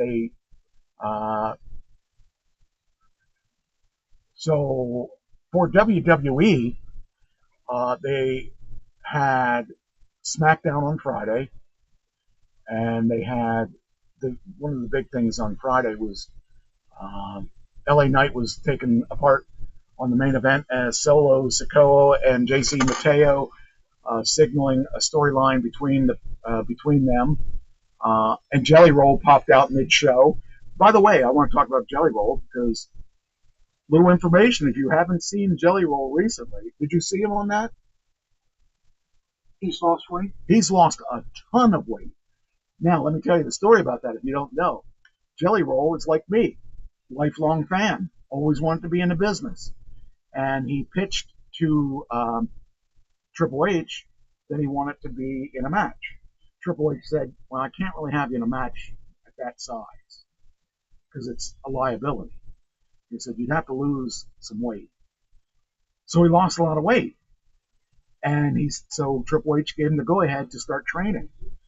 And so he's training, and he lost more weight. And so he actually is going to be in a match. Him and Orton are going to take on two of the members of, what are they feuding with the, I think they're feuding with Sikoa, I think. But anyway, he's, no, that's right. He's taking on the one celebrity, what's his face? Jake Paul. And I can't remember the other guy. Anyway, so that's going to be interesting to see, and I think should be a good match because Jake Paul's picked up a lot of stuff, and they'll probably just put Jelly Roll in there for just a few seconds and all that, just to do whatever it is he does, and it'll be interesting to see what happens out of that. So, okay. So I think it was McIntyre and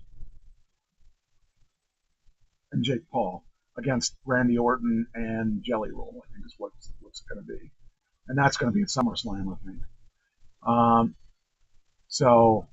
But LA Knight was so Friday. So Saturday, Sikoa and aided by MFT.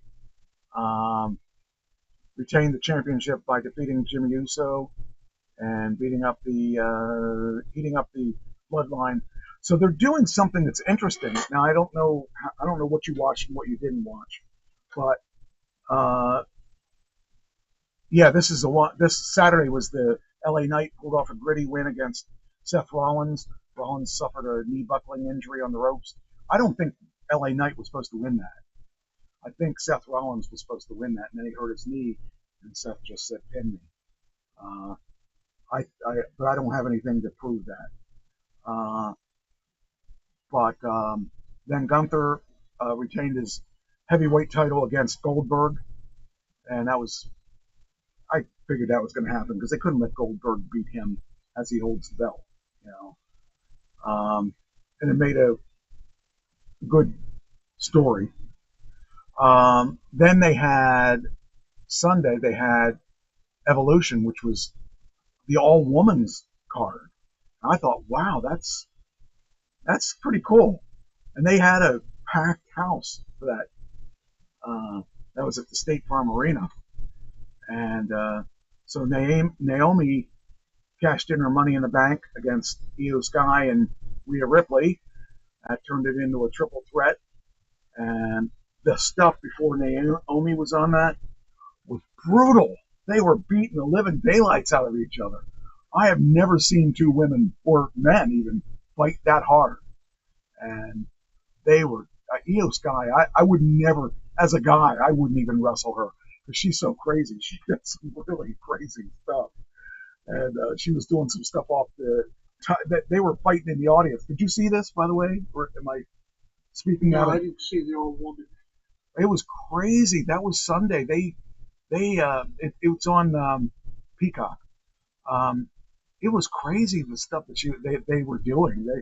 Man, those two women are thumbs up. I've never seen guys. Were they both gymnasts? Is that their background? Io was. I don't think that Rhea was, but Rhea's just badass. Because some of those girls that have a gymnast background. Yes. Charlotte Flair has Charlotte Flair has a gymnast background. Stephanie Vaquer, I think, has a background like that. There are a lot of women that they have a lot of really. I mean, to have that many good women that they had their own card. I mean, that was so cool. It was really awesome to see them pull it off, and just to have that many people that were happy to see that kind of match. I remember when I was a kid, we used to see women's matches, and they were so bad. And these women, these were like really not good-looking women. And they wore their bathing suits because that was what they were allowed to wear back then. And these women here, these are pretty sexy women that are being able to pull that off. And I see the world of women's wrestling a lot different now. They've got a lot of good, talented women. And they can put together a card every bit as good as the men. So I'm happy to see them pull that off and pull a good, successful card together. They also had an NXT card that was at the where was it at? It was at the center stage, which is where WCW used to have their cards. I worked on that stage in 2009. I worked on that stage. We had a card of legends, and I actually have a picture of me being my haircut by Brutus Beefcake for the match I was in.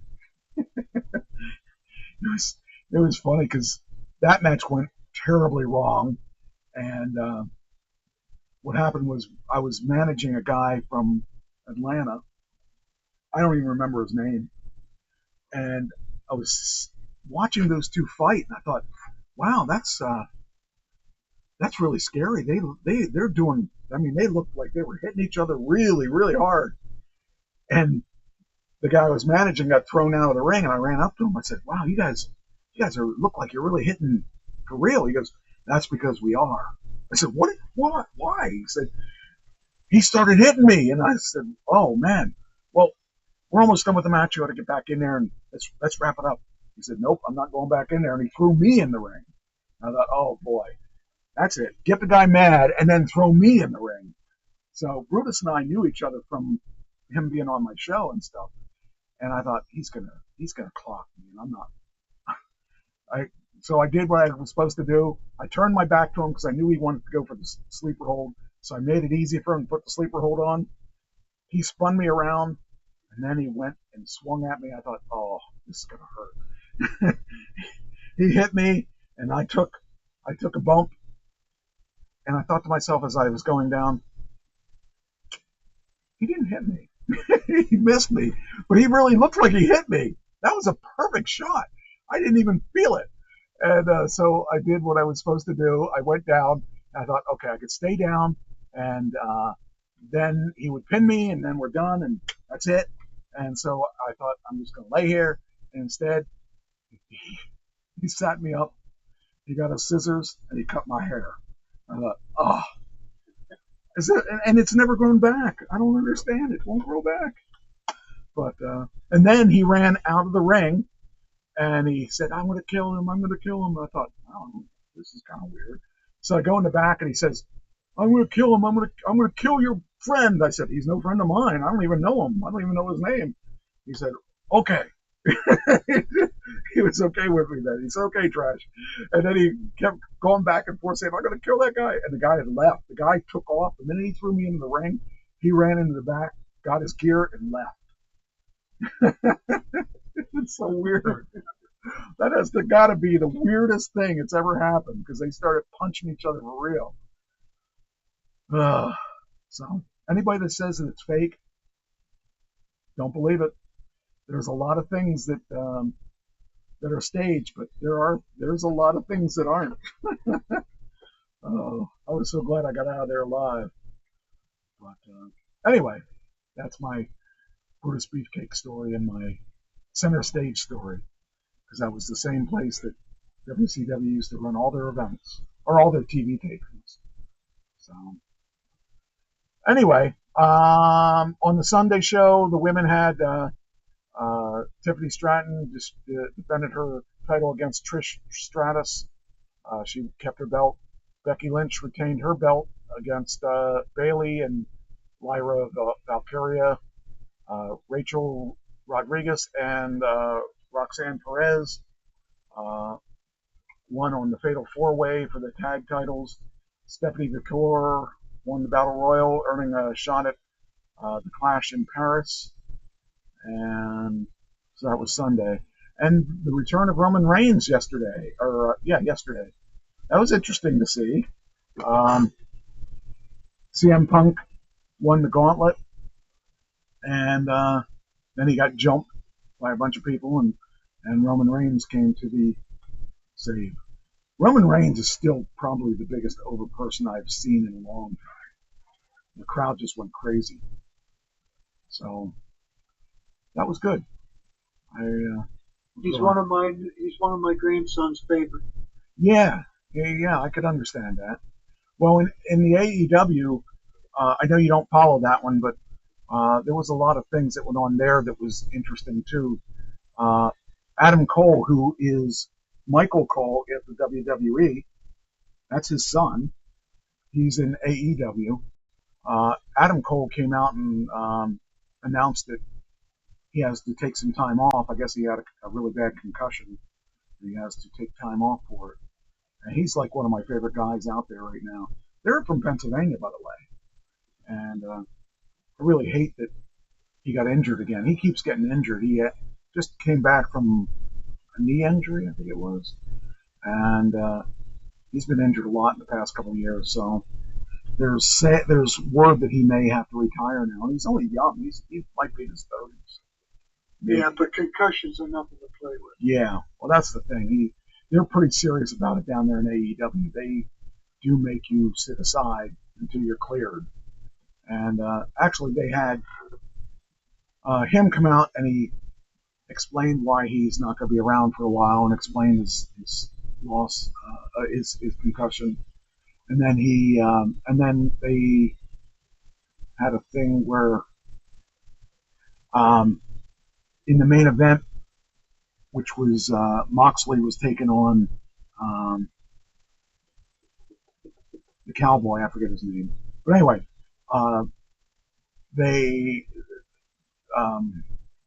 the Death Riders is the group, the bad guy group.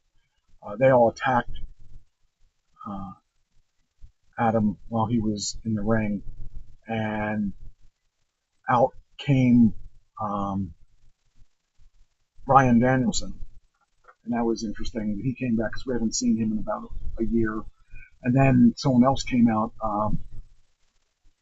They had, who were the other two people? Oh, Darby Allin came out, and they also had, Edge came out. Well, not Edge. Adam Cope came out, also known as Edge in the WWE. So we got to see three people come back that haven't been there for a while. And when Adam Cope came out, he saved his partner from a beatdown from his group. That was interesting too. So there's a lot of things going on with wrestling. It definitely it's hotter than it's ever been. There's so much going on. And I'm happy about it because I like wrestling, and so I'll be happy to keep watching the stuff. And it's good because I know a lot of the people that are there too. I know a lot of those guys because I interviewed a lot of those guys in the past. So that's really good. All right, let's go back to whatever I have left to hear. So I said about we were talking about the Superman thing. So Superman was released this weekend, this new Superman, and they did really well with that. I'm trying to find the numbers. Where's that? Let's see. Oh, must have been before this. They came out to. Would have been smart if I put those two together. Where's it at? Oh, here it is. Okay. While Hollywood-led tracking service shows James Gunn's Superman flying to 130 million domestically. 130 million. That was Saturday, so by now I don't know what it's at. DC Studios is far more conservative in the sticking with the forecast of 100 million plus. Gunn has his unique position of being both the film's writer and director and co-head of the Warner Brothers owns DC Studios. He's got plenty of sway in controlling the messaging. Superman, perhaps the summer's biggest curiosity factor, opens somewhere in the everywhere in the North America July 11th. It's also opening in 78 markets overseas, where it's likely predicting 100 million plus. Now here's what I think I have the actual numbers here. Maybe I don't have the actual numbers. Thought I did. Let's look. Let's find out. Because they did really well. I think they're definitely happy with the numbers. Oh, now we got to turn that off. Turn it off. Okay. All right. How much do you think it did? No idea.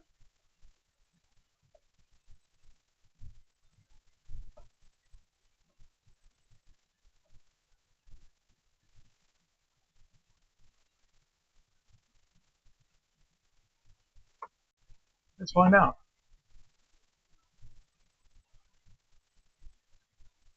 Okay. In the United States and Canada, 122 million. And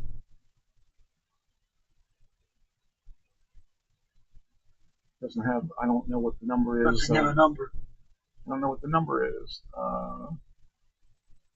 Let's see. Okay, they're only giving us domestic. So it did 122 million. I think they're happy with that number, because chances are in worldwide they probably did at least that. Because usually it's about twice what the U.S. did. Wonder if it's not released worldwide though. Oh wait, here we go. Oh, it's behind. Okay, so Suicide Squad did better than that. Okay. Yeah, they didn't say anything about. Maybe it's not opened yet overseas yet, because it doesn't say. It doesn't. That must be because they usually say. Yeah. Hey, just for giggles' sake, what did Formula One do?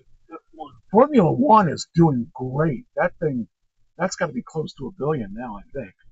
Because it was recommended to see it at IMAX. I was going to take Patty Yes. to see that. Yes, that one's one you want to see. Let's see what it said. 1, 2, 2.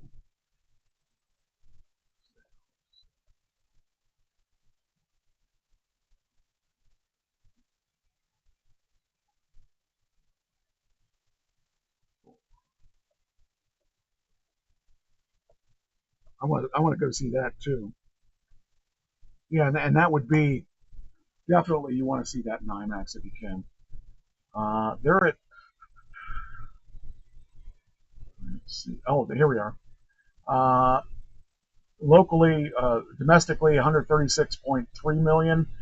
Internationally, 257.2 million. So you're looking at 500 million. 395 too. Yeah. 395 too. Yeah, it's pretty cool. I think they made their money back on one weekend. Well, they had to pay Brad Pitt, so I don't know. Maybe not. Maybe not. Apple is encouraged. They're trying to get the F1, Formula One for their TV production. They're the ones that actually produced that movie. This is the biggest Apple movie. This is the biggest Apple movie that's ever been released, and that's pretty cool. Most of the Apple produced things suck, but they actually got a real movie with a real lead actor, a real script, So they did it right. They finally did it right, and I think. Well, some of the reviews said the character development wasn't really good, but I don't think people are going to watch it. They're going to watch Brad Pitt and watch the race cars. So I don't think anything else is important. Yeah, that's probably true too. I want to see that movie too. There's a lot of stuff that's Yeah, coming they out. said it doesn't matter how big your TV is at home.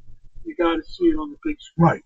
Yep. And if you're going to see it on the big screen, you might as well see it in IMAX. Yep. IMAX is the way to go.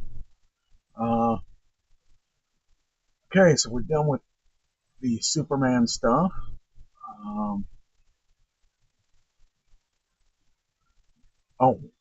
Superman, the Man of Steel reclaims his human heart. What's that mean? Okay. Oh, wow, it's using Alan Tudyk. He is the. Did you ever watch? What is it? Alien. He's got a show where he's an alien on the planet, and he was originally sent here to destroy the planet, and he actually turned the light. Resident Alien. Yes, he's Resident Alien. He's in F1. That's funny. Or not F1. He's in Superman. So. It'd be hard to watch him because he's typecast now as Resident Alien. Yeah, I love that show. That show's so stupid. I love it. Yeah. I love that show. They're also doing a revival of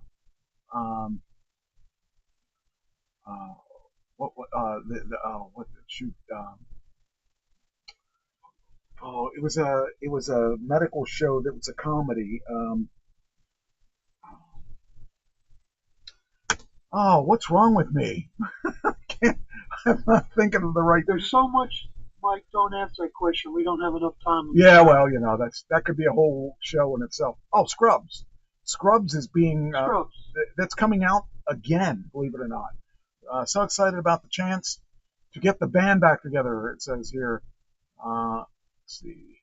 Scrubs is coming out with the same cast, believe it or not. It's coming out with those three. And actually, she was the daughter on Roseanne for a while because they got rid of the daughter and ended up hiring her in for the daughter. And they got her back. They got the daughter back then for the final series. But anyway, it says here the two stars join Sarah. The two stars being Donald Faison, which is him, and Sarah Chalke are returning. And these two are doing commercials together. They're doing they're not T-Mobile, but one of those commercials. But they're reprising the roles from the 2001 to 2010 series. And I actually didn't watch the whole series, but I started watching them a couple months ago because I kind of think it's a neat show that I can watch at night. Like if I'm looking for a half-hour show to fall asleep to, that's a good one. So it says Scrubs means very much to me. So excited to get the chance to bring the band back together. Scrubs ran for 9 seasons, first 7 on NBC and the final 2 on ABC. The follow showed intern JD as he progressed through his medical career alongside his best friend Chris Turk and his on and off girlfriend and eventually wife Elliot Reed. And the original series also starred Judy Reyes, John McKinley, Neil Flynn, and Ken Jenkins. Ken Jenkins, I think, was the guy he was apprenticing under. The revival reads, JD and Turk scrubbed together for the first time in a long time. Medicine has changed, interns have changed, but their romance has stood the test of time. The characters, new and old, navigate the waters of the Sacred Heart with laughter, heart, and some surprises along the way. Lawrence said that for several years he'd like to revive the Scrubs, and if you ever have an excuse to work with people you want to spend some time with anyway, run to it. Our complicating factor is that Scrubs comes from Disney's 20th 20th television, or more accurately, the predecessor Touchstone TV, ABC Studios, and Lawrence now has an overall deal with Warner Brothers TV. He negotiated a carve-out in a deal that to serve as executive producer on Scrubs, but he won't be the showrunner. So I'm kind of excited about this one. I like the show. I like the guys. Um, I think they had a good chemistry together. Guess we're gonna have to see what it's gonna. You know, that may be a show that in the winter Patty and I would watch. Yeah, it's gonna start. I think this fall. So I'm anxious to You know, see. we follow about 2 or 3 shows a year, Yeah, and that may be one. yeah. When's it supposed to start? Well, it said 25, 26, 2025, 2026. So I'm thinking it's going to be in the fall. So, but if it's a situation like Peacock, which it's not, it's going to be ABC. But you could probably catch it on their ABC, the ABC channel. You know, if you can probably watch the whole series on ABC. So, okay. Kanye West is now facing sexual battery and sex trafficking allegations from his former assistant, who has attached an addendum to a previously filed suit alleging she was drugged and sexually assaulted during a studio session co-hosted by Sean Diddy Combs. Well, you're coming out a little late. Lauren Piscata worked for the rapper and producer from 2021 until her employment was terminated in 2024, first as an A&R representative and then as Ye's personal assistant. So, yeah, I think we're going to see a whole lot more stuff come out with these people. We're going to find people crawling out of the woodworks. So, Well, only thing I'm going to say about her is it's very convenient that she waits until she's no longer employed. right. Well, And yeah. But the other comment I have is it couldn't happen to a nicer guy. Yes. So yes. So, you know, and that's... so just because I know what he's like, I kind of believe it. Yeah. It's a shame. Trump announces 35% tariffs on Canadian imports. The rate set to go into effect August 1st and exceeds the 25% tariffs imposed on Canadian goods in February. Trump cited Canada's retaliatory tariffs and failure to control fentanyl smuggling into the U.S. as the reason for the increase. You know, there's a big thing about... Yeah, it's touchy. It's touchy because car manufacturing, American cars go across the border multiple times in their construction sequence, and each time they're subject to tariffs, and that has to be negotiated away. Yeah. Or car prices are going to skyrocket. Yeah. We're already taking and seeing an increase in inflation. So, Christine's joined us. Hello, Christine. So I don't really know what to think about the whole tariffs thing. I don't know. I understand the reason behind it. I just am wondering where it's going to go or where it's going to end. We got to somehow find an end game here. And instead of the increasing of all these prices, I mean, the biggest platform he had was how prices have increased so much. And now he's doing the same thing. I mean, it's not what he wanted to do, but he's doing the same thing. And I don't know if... An example. Yeah. Brazil. 50% tariffs on coffee. Coffee prices are going to raise right through the roof. I'm glad I don't drink And he's doing it for political reasons because they did something bad to a conservative. Yeah, see, that's the wrong reason to do it. And so Trump's raising the tariffs. Yeah, it's kind of like him saying he's going to throw Elon out of the country because he's mad at Elon. Right. You know, that's not the right reason. Or canceling his contracts. Right. And that's not the right reasons to do things. You know, don't do things for revenge. Do things because it's the right thing to do. I don't know. Guy He Ritchie. does do revenge well. Yes, and a lot. There's a lot of revenge. It's crazy revenge. So Guy Ritchie is exited as the director for Amazon MGM Studios sequel Roadhouse. Did you see the Roadhouse remake? No. It was really, really good. I liked it a lot. They're doing a Roadhouse 2. So Guy Ritchie, I think, is going. He's exited the MGM Studios thing. The Roadhouse. Reported that the Brit filmmaker had signed on to do Roadhouse 2, but it's unclear why he dropped out. Jake Gyllenhaal is set to return as the starring. He played the. Do you know what Roadhouse was? It was a Patrick Swayze film where a drifter finds. Yeah, I don't know much about it. Well, basically, the plot is a drifter gets a job at a bar, and the bar's real tough and has all these bikers and all these people that cause trouble, and the owner of the bar is scared of them, and so they hire this drifter guy who's tough, and he cleans up the town. That's basically what it is. There's a Roadhouse 2 now where I guess the Jake Gyllenhaal plays Dalton, a former UFC fighter who takes a job as a bouncer at a roadside bar at the Florida Keys. So the screenwriter is a guy who did Beverly Hills Cop 2.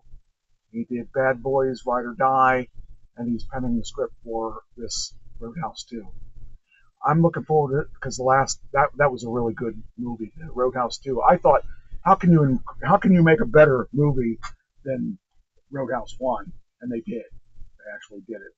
So, Paul McCartney has got. So it says, shut up and take the money. Paul McCartney's Get Back tour is returning to North America this fall, making it. But he's got so much money, he's not doing it for the money, right? He's doing it because he's one of these guys that wants to work. I just can't imagine. He's in his 80s and he's out there just like the Stones, just out there making. He's 83. Yeah. He's 83. He's going to do another tour. It's funny. It makes his first tour since 2022. The 19 tour date will start in Palm Desert, September 29th, and I just think it's really funny. But I know what it's like to want to play, and that's what it's like. It's just he doesn't do it because he has to. He does it because he wants to. He just wants to play. So, Michael Jordan, you know who he is, right? Nope, I have no idea. Well, if you were doing an Airbnb, you could take one of his former mansions. It's available on the Airbnb site. For how much? That's a good question. Let's find out. Hopefully. Let's see if we can find out. Here it is. Basketball fans' dream vacation. Michael Jordan's one-time Chicago mansion listed on Airbnb. It's 7.39 acres. It's known as Champions Point in Highland Park. That's a nice entranceway. It's better than the Airbnb I went to that had holes in the door and rusty things on the floor and no hot water. I think this one probably has hot water. So it says here, Chicago mansion once owned by the NBA great Michael Jordan is now listed on Airbnb.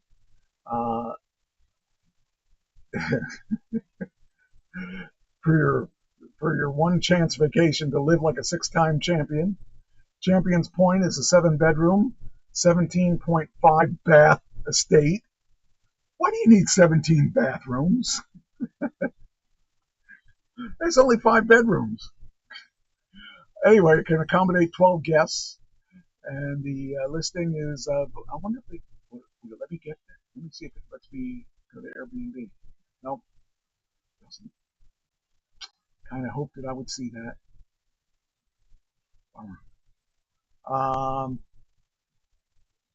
The home. Holy cow!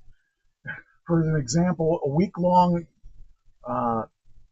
respite over Labor Day weekend. $120,920.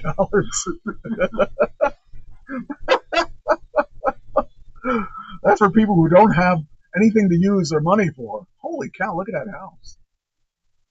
That would be really nice. Wow. I don't know. Features a movie theater, commercial gym, cigar lounge, wine cellar, pool tables, bars, salon, saltwater aquariums, and of course a full-size basketball court. It's built with privacy, security, and luxury in mind. The private oasis on 7.39 acres surrounded by mature trees, fenced and gated. Jeez. He bought the property for $9.5 million last year. And the listing says, hosted by John. That's freaking insane. I can't imagine. Oh, there's the basketball court, though. The full-size basketball court. Oh, man. I can't imagine, like, I don't know. It wouldn't excite me that it has a basketball court or that it was his, but what would excite me is being in a place that cool. I mean, I obviously am not a basketball fan, but that was neat. The blue states are suing Trump. Did you hear about this? Blue states are to undo the freeze and billions in public education funds. So, yeah. I don't know if there's ever been a time that we've had this kind of thing going on. Just insane. But I mean, I can't see why this thing about him freezing the funds and all that stuff on the different schools and stuff. I just don't know that it should be his department. You know, if Trump doesn't agree with it, he's going to shut it down. You know. A slew of Democrats-led states asked a federal court on Monday to lift the Trump administration's freeze on nearly $7 billion. I just wonder where it's going to end. I mean, Trump has got to pick his battles. Instead of having a battle on everything, you know, I think he just likes the attention.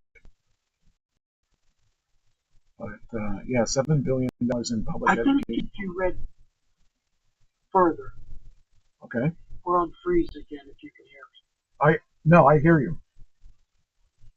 If I can read further, what? You can't hear me? Can you hear me? Off and on. Off and on. Cutting in and out again. Well, we went a long time without any problems. I think it's a buffering problem. Yeah, I'm hearing you. So, what do you think of this freeze? You're not buffering, by the way, Nate. What do you know about this?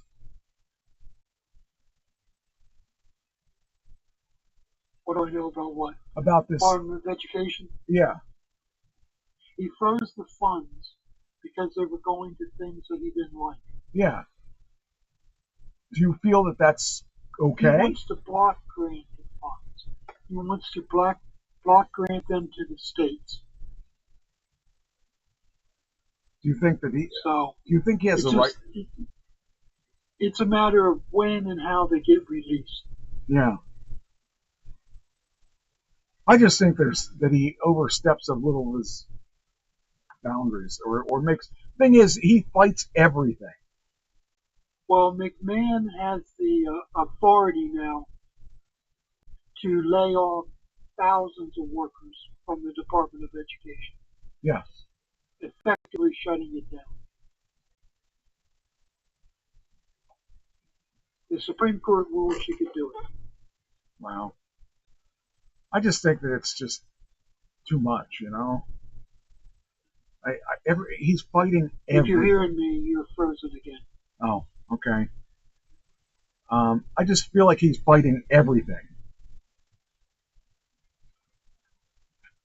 He chewed off everything at once. Yeah. I don't know. I'd like one He's day. doing it because he only has 2 years, Mike. He only has 2 years. Because if they lose the House, all the House is going to do is impeach him. Right. Yeah. So he doesn't have 4 years. He only has 2. Okay. Well, I guess we all got to deal with him as long. I mean, I just think he makes it really difficult for people to. I guess the hardcore guys love what he's doing.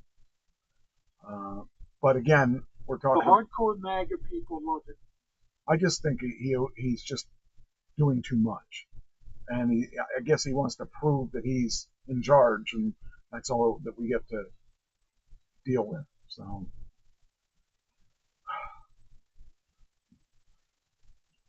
Okay, here's something for you. Why can't Dairy Queen legally sell ice cream? Well, I didn't know they didn't sell ice cream. I didn't know that either, but apparently they don't. They do not sell ice cream. Oh, shoot, this is a video. Well, that's not going to work. Dairy Queen doesn't technically sell ice cream, at least not according to the FDA. Tesla probably regrets selling this car. This guy, Hans-Jörg, who lives in Germany, bought a Tesla Model SP9. No, we didn't do that. We did ice cream. I wonder if I can get this up as same. Dairy Queen doesn't technically sell ice cream, at least not according to the FDA. It all comes down to this one thing known as milk fat, which is the fatty portion of milk. To be labeled ice cream in the US, the FDA requires a minimum of 10% milk fat. That's what gives it that rich, smooth flavor you expect. Dairy Queen, on the other hand, only has 5% milk fat, which makes it less creamy, lighter, and a bit more watery. Still, that doesn't mean it's 95% fat-free, like some might assume. Because of that, Dairy Queen can't legally call their product ice cream. Instead, they use terms like soft-serve and blizzard, names they've leaned into since the beginning. Some even credit them with inventing soft-serve altogether, though that's up for debate. So the next time your hand would come, remember... So there you go. I find the weirdest stuff sometimes. Judas Priest, we talked about them last week. Or was that last week? A couple weeks ago. Week before, yeah. Yeah. Well, guess what? Rob Halford has an action figure coming out.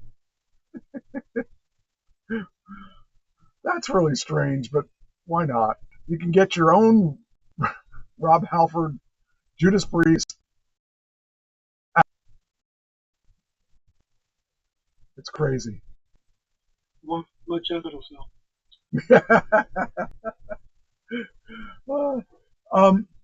Did we talk about last? I don't know if we talked about this last week or not. Ozzy's Last Dance.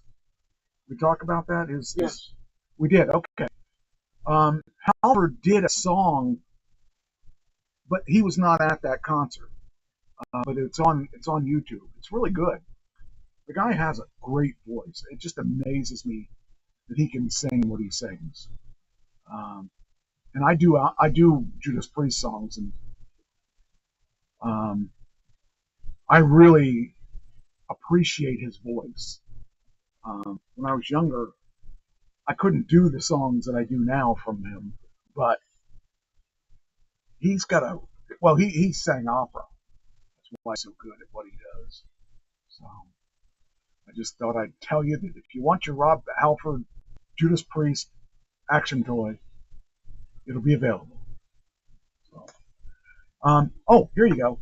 Insane prices for Paul McCartney concert. I should have put that up against the for the last thing. So you can imagine that Paul's prices are not going to be cheap. For band, it says here, all you need is love. Paul McCartney is not sending any positive vibes to fans after rolling out ridiculously high ticket prices for his upcoming Get Back tour. The fans were buzzing after seeing Sting had tickets as low as $38 a piece. Come resale Tuesday morning, it appeared that the cheap tickets were just a few rows at the top level of the stadium. Would you like this? You might as well just wait for it to come out on TV if they're going to be way up there. But $38 a piece for the very top row stadium. But apparently the tickets, it said in somewhere, where's it at here? Here it is. It says, Emily on social media, while posting a photo of Sector 317, her ticket cost $622.45. Another person could have bought 2 tickets that came out to $3,252 to be on the floor at the complete other side of the stadium. So you'd be on the floor, but you're all the way on the other side of the stadium. $3,252. That's a deal. I think the scammers, this is back to the scammer stuff. I mean, there are people that pay that. Here's a ticket. Here's the total.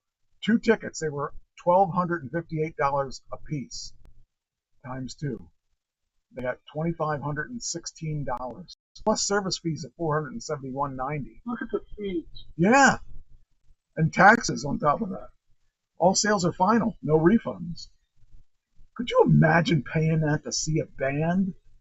I mean, I know it's Paul McCartney, but no, unless I'm going to get a meet and greet. Maybe if I got the meet and greet, but no, not for just to see him play. That's ridiculous. That's just too much money. And the thing is, I mean, I guess he's going to sell out. It's not like it's not going to sell.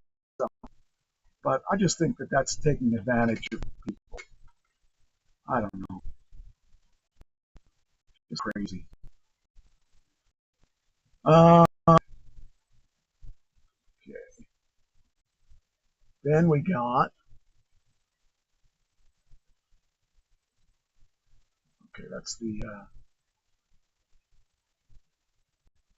Yeah.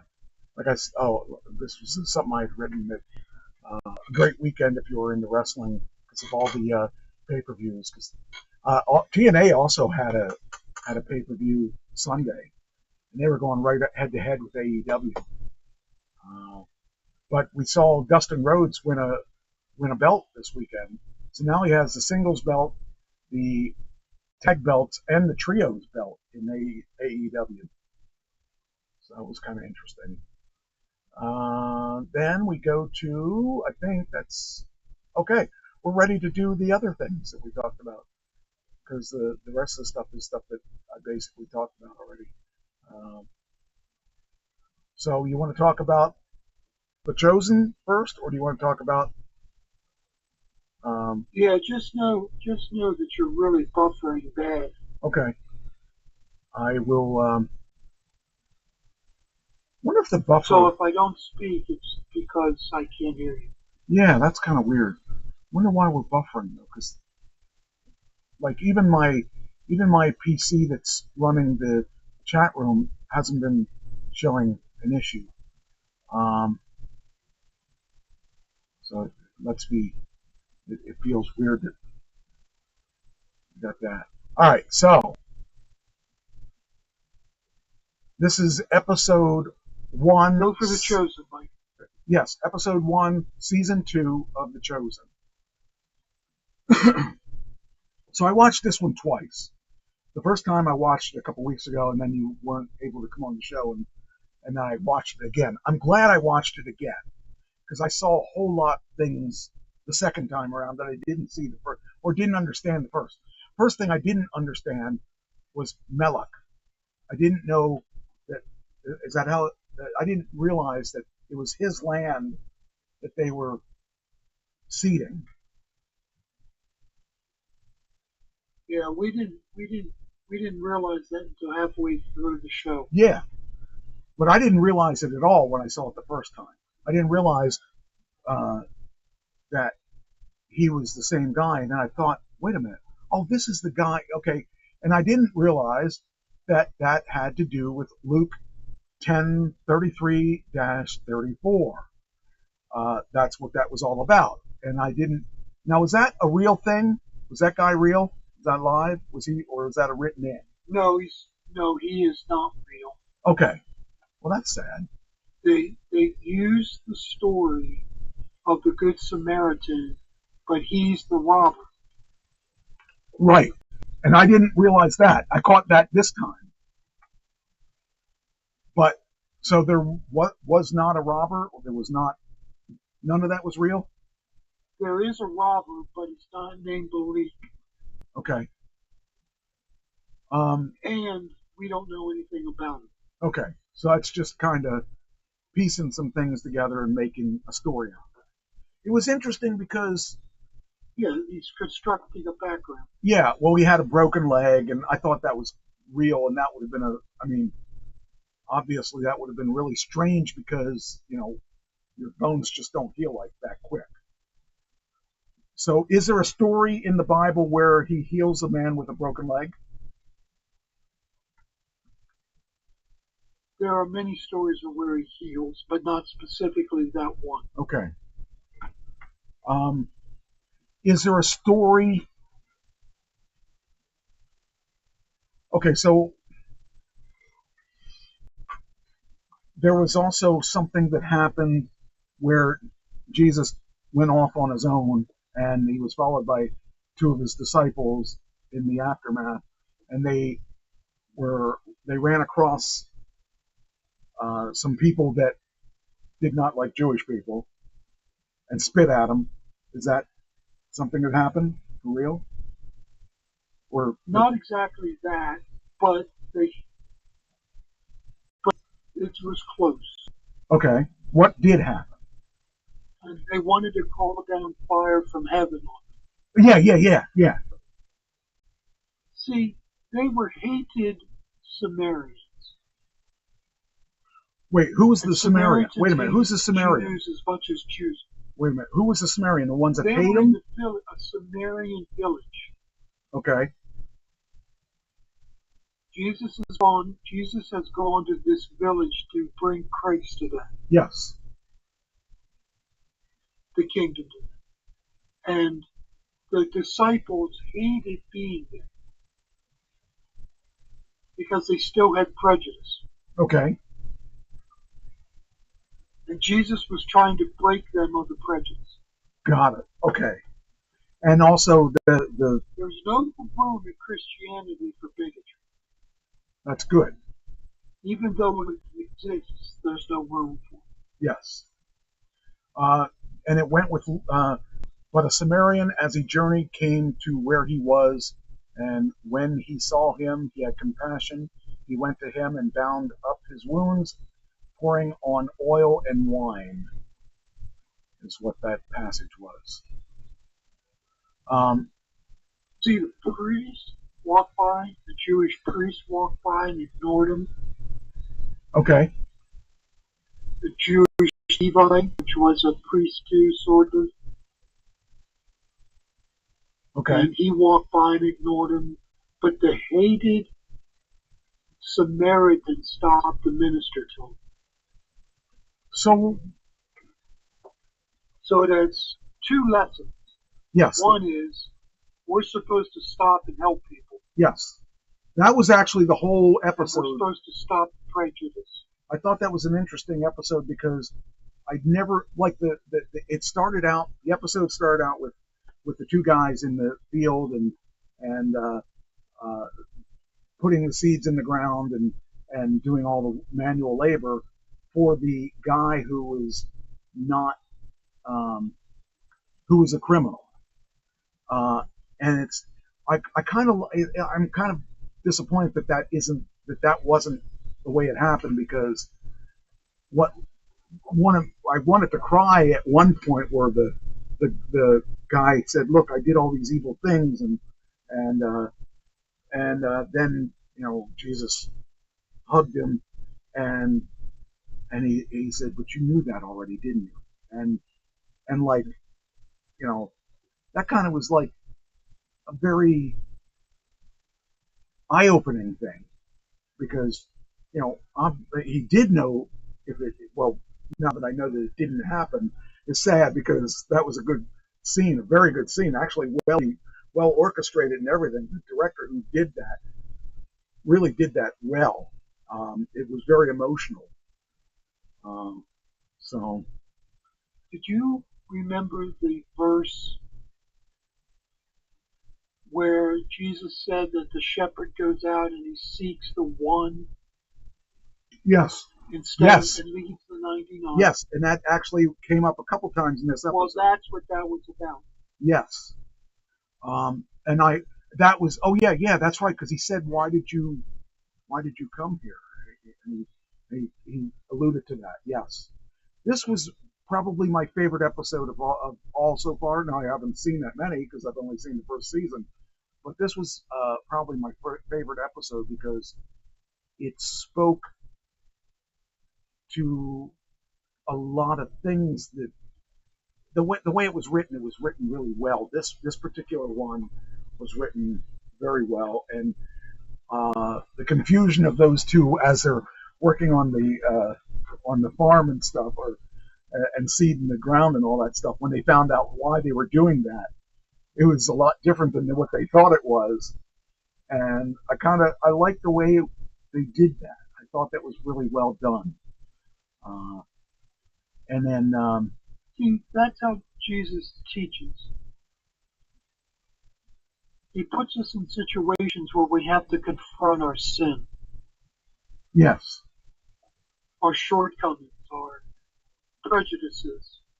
We have to confront them and get rid of them. okay. He doesn't abandon us because we're bad people. He tries to make us good people. Well, I like the fact that he doesn't come out and tell you right away what it is. He's trying to let you understand, try to come up with that answer yourself. And I kind of found that interesting. Oh, why did they replace the one guy, Giant John or Big John or whatever? The one guy was he not in the cat? Did something happen to him in real life? It was Big James, but I don't know why they replaced him. Okay, I thought that was interesting. I like the new guy better than the old guy. Okay. I'm also liking. But I've seen all 5 seasons, so yeah, I have a prejudice. I happen to start liking Matthew a lot. I kind of find it funny. And he's not funny on purpose. It's just the way he says things, and I just found it interesting that he's starting to be one of my favorites just by the situations he's getting in. And the fact that he was using an abacus to figure out how many people there were, and and I'm thinking, I couldn't use an abacus if my life depended upon it. I still don't understand that whole thing, but he just puts these things around, and it just cracked me up. But they tried to teach me that in high school, and I couldn't get it. Yeah, it's too technical for me. I don't want to get into some situation. The second interaction, it says Jesus' interaction with the Samaritan villagers and his care for the outsider reflect his identity as a good shepherd who lays down his life for his sheep. I am a good shepherd. The good shepherd lays down his life for the sheep, as a passage of John 10:11. That was good. And that's pretty much what one of the... Well, that refers to his crucifixion. Oh, yeah, I guess it would. I didn't even think of that. So from the time that he... See, you'll see little signs that Jesus knows he's going to the crucifixion, and that's accurate. So from the time And that he made his, I don't want to say made his appearance, because he had been alive for, he had been alive for 30 years. Well, yeah, but I mean, from the day that he started putting together this group of people to his death, how many years we talking? 3. Really? So what was he doing before that? He was a carpenter. Hmm. And a pretty good one. But he knew he was Jesus he knew what his calling was the whole time, I'm assuming. Yeah, he knew early in life. There's something about 30 years old in the Jewish tradition where you become wise. Hmm. What was life expectancy back then? 45, 50. Mhm. Some people lived into their 90s, but most people died early. Yeah, I mean, there was a lot of things that could kill you back then, too. And there weren't, it's not Yeah, like they you had, didn't have insulin. There was diabetes, but they didn't have insulin. yeah, well, they could have used that Barbie Like diabetes. blood pressure, didn't have pills. Yeah, they could have used that Barbie diabetes doll. Yeah, that would have fixed everything. Well, the thing is, you figure, they had doctors, right? But they didn't really have, the knowledge that they had. Herbal medicine. Yeah, it's just interesting that that whole, I don't know, just thinking about it. And then it says here, many Samaritans from that town believed in him because of the woman's testimony from season 1. And she was from Samaria. Samaria was were a lot of outcasts, right?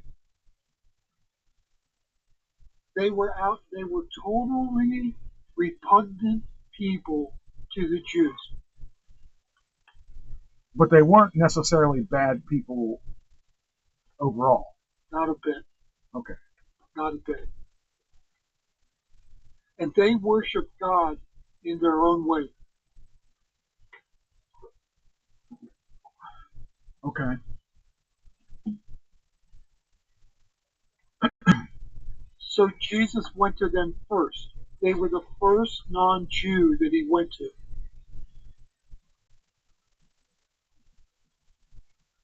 I don't have any good questions or anything for that, except that I find it interesting.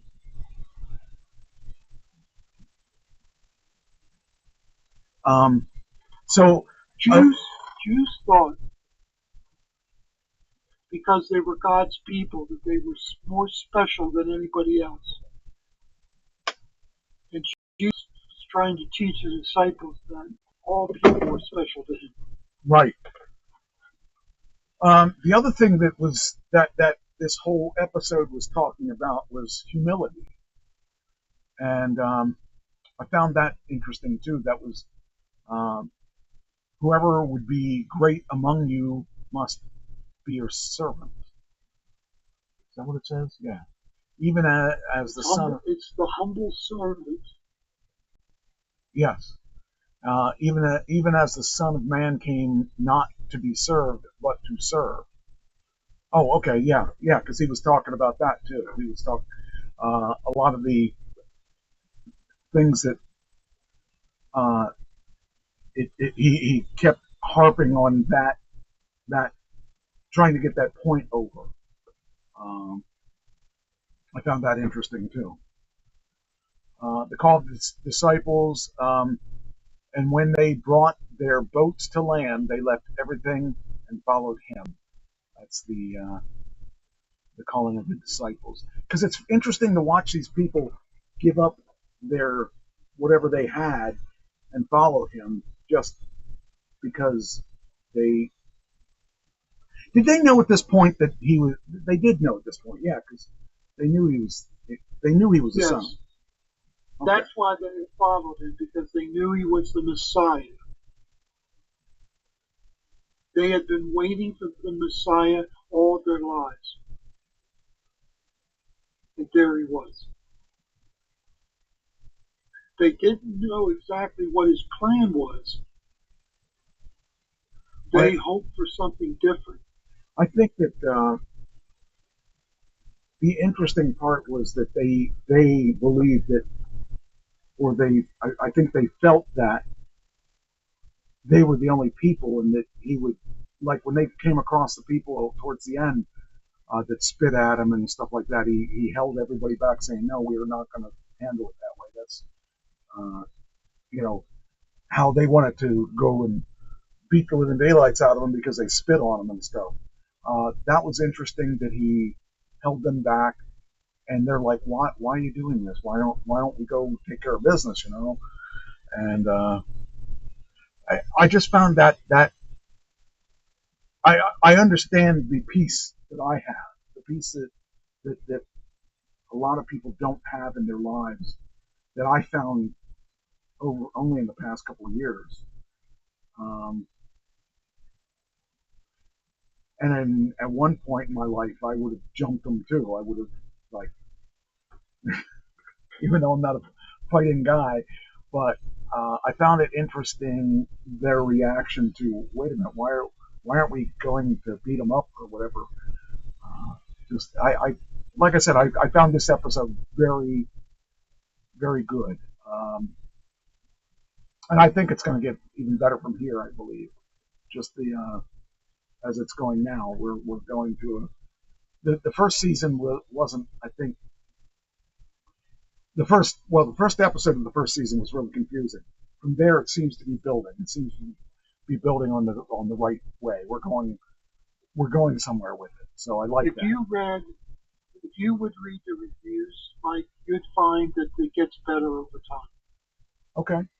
Well, if you're telling me it's going to continue to get better, that's good, because I thought that like I said, I thought that this episode was the best episode so far. So you start to see the disciples change, right, and then you get attached to them. Okay. And that makes it better because you hurt with them. And then you are glad for them when they make a positive change. Yes. I could see that. See, a relationship with Jesus is all about change. From who you were to a better you. Yes. You've gone through a lot of that on your own, Mike. Just think where you could be if you had that personal relationship with Jesus.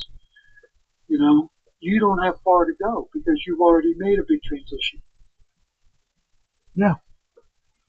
I definitely see where I am now. In the past couple of years, my life is a lot different than it was. I'm at peace with myself. I'm at peace with everyone else, and I don't think I've ever felt that way before. Just over the past couple of years, because after everything I've been through,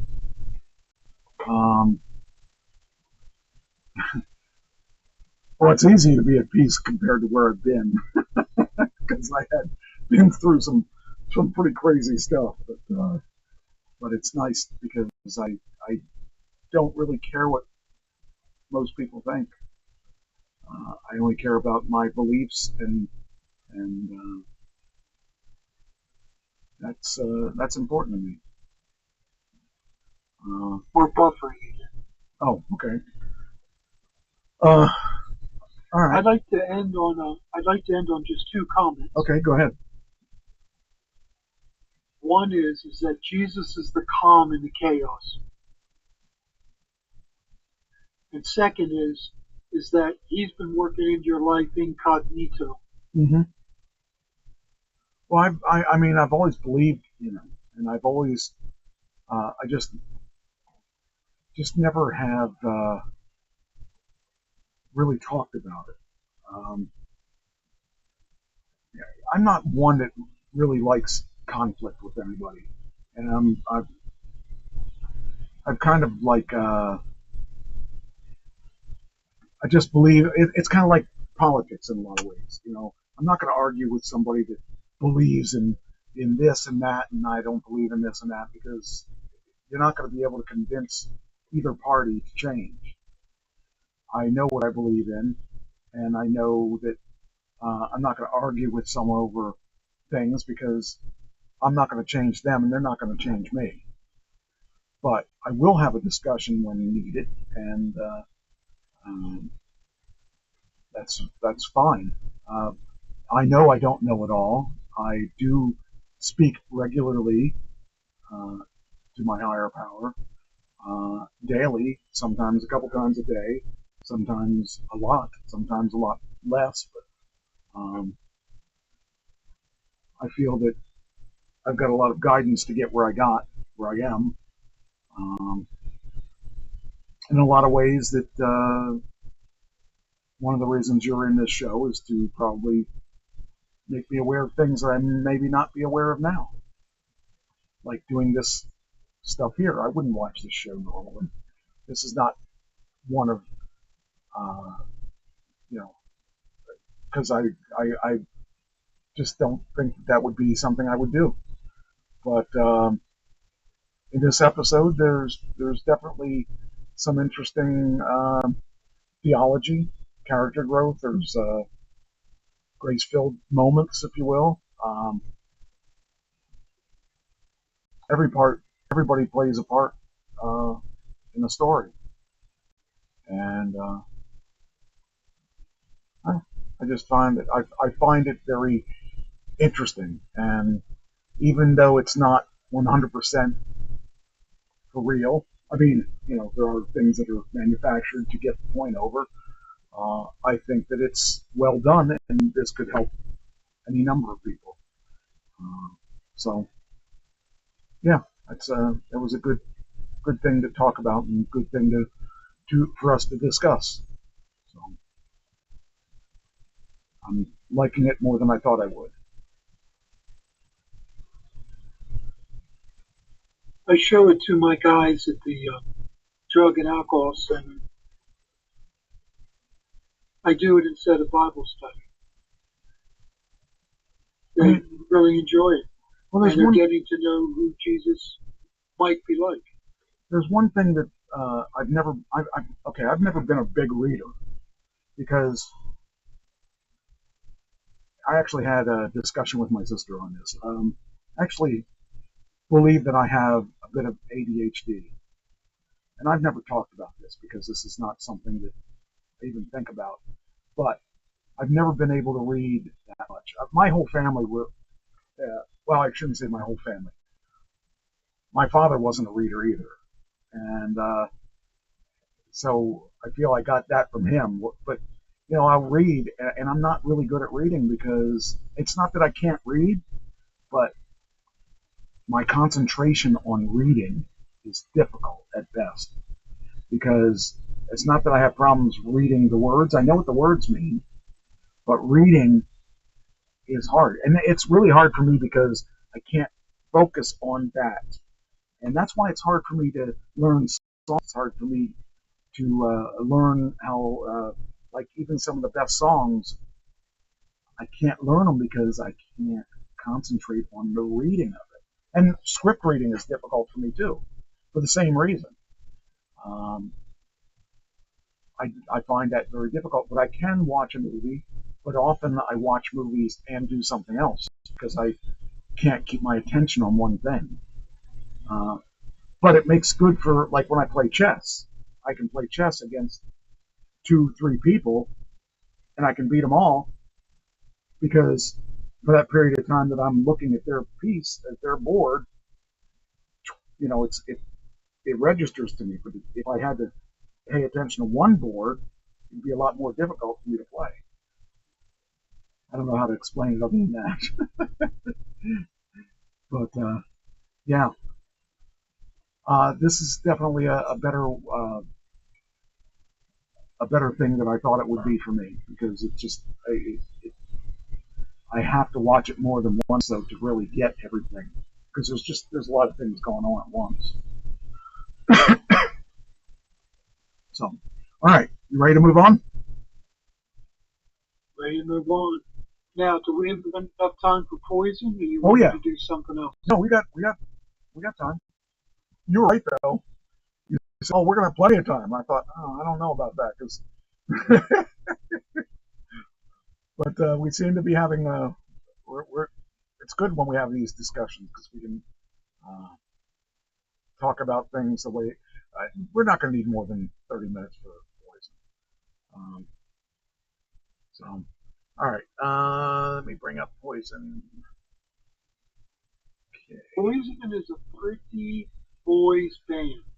Yes, it And is. the girls love them. Yes. And I think the boys love them too. Some of the boys love them. Some of the boys want to be them. I want to have hair like that. Yes. Man, I mean, I didn't have, my hair has always been thin, so I could never really, even though when I had long hair, I had thin long hair. But anyway, all right, I'm going to bring it up here so we have it on the screen. There we go. All right, there we go. The band Poison. Man, most of the bands in Pennsylvania weren't from Harrisburg or Harrisburg area. Philly, Pittsburgh. There were a lot of bands that were from that area. But this one from Mechanicsburg. Yeah, it's hard. Who? Okay, so when you think of bands that were in this area, the bands that come to mind are the Sharks, Pentagon. Pentagon was from this area. They were the one teacher. Rich was a teacher at Lower Dauphin, I think. That band did pretty well. Hart, what was his name? Dan Hart. Dan Hartman was his name. That was another guy that made it big out of this area. But really, for the most part, there aren't a lot of bands from Harrisburg, Pennsylvania, or surrounding areas. So to have one, I remember back in the early '80s, there was this band called Paris, and that was Bret Michaels' band as well, and so they were. That was Bret Michaels.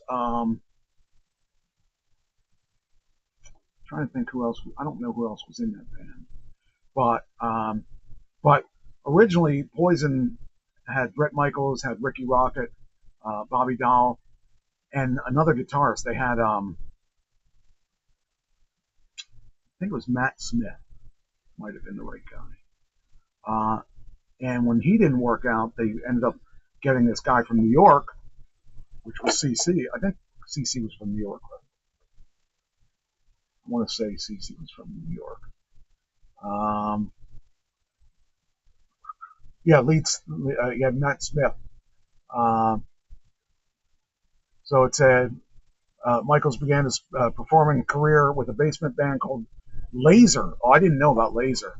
And then in 1979, Rocket and he formed it with Rocket, and they called the Spectres.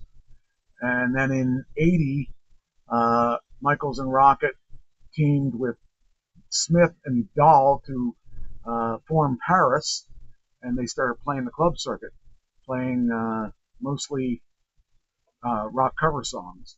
But their band actually did cover songs, even as Poison. They ended up doing some covers because it's what they did. But yeah, but when they were, let's see here, Poison's first manager and the sound guy at this time revolved around the guitarist Smith, who who was by far the best musician in the group. So I don't know Matt Smith, but I'll tell you, he probably is kicking himself for not being in the band at its peak.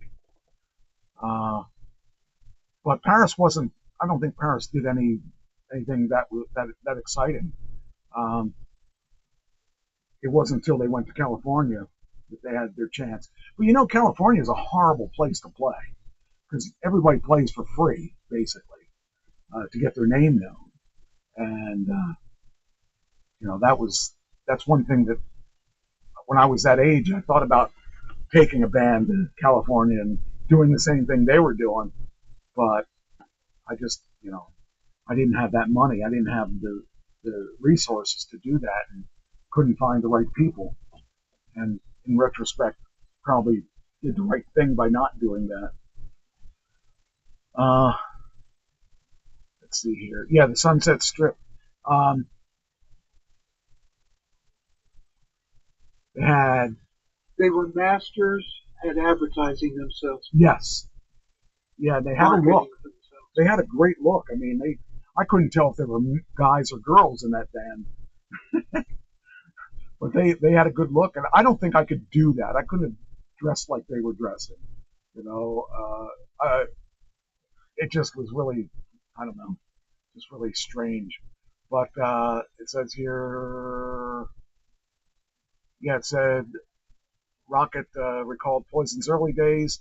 The same pimp would later pull a large knife on the band when they decided to intervene, so they quickly learned not to get involved in other people's matters. Hamilton, who had previously represented Stryper, who would go on to discover Guns N' Roses, negotiated a deal with an influential club, the Troubadour. I think the Troubadour was owned by, what's his name? I can see his face, but I can't say it. I can't. The guy who was in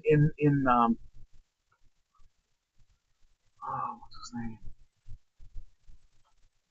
Wait, why don't I just hit Troubadour and take a look at the club owner? That probably would tell me. Johnny Depp, I think. Johnny Depp.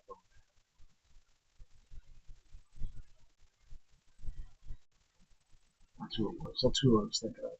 Anyway, so I mean, to get the thing about that place in LA, or you know, that area, is that everybody had to sell themselves, and they had to put their own posters out, and they had to get everyone to show up at these clubs, and if the people didn't show up at the clubs, weren't coming back. So they did everything they could to do that. So that was really difficult, because you got to promote yourself, and if you don't have the ability to do that, and you don't have the drive to do that, you weren't going to play. So you had to promote yourself. You had to get people to show up at the club, and or else you're just going to be another guy. You're going to be invited back to play, and those guys were playing for probably free or almost free, because those clubs weren't paying. So they worked to earn a living. They practiced. Yep. They went out in the evening and they promoted themselves and played on the weekend. Yeah. And it's funny that they originally could have they had two candidates for the replacement guitarist. The one was CC. Do you know who the other one was? No. Slash. Could you imagine how that band Really? was? That's really, seriously. They knew, the band knew Slash from the band Hollywood Rose. He was a member of that band before he joined Guns N' Roses. But the band was hoping to find an East Coast guitarist. DeVille turned down the band to join a Christian rock band called Stryper. He got offered to play for Stryper. And so the rest of the Poison were duly impressed with his guitarist and his image. And they also did wireless stuff way back then. Wireless was a very expensive thing way back then, and it wasn't nearly as good as it is today. But they used to have wireless guitars and stuff like that. I had a wireless microphone I might have had one in the 80s. Might not have. Might have been the 90s because I didn't have any money in the 80s. But yeah, to think of how different it would have been if DeVille had joined Stryper and Slash had turned the band. That would have been a lot different band. I don't know. And Slash would have beat up the lead singer. Yeah. Well, Slash was oftentimes in altercation, so to speak. So it says here that although the rest of Poison were not impressed with his playing and his image, they didn't care because they didn't care for his brash personality.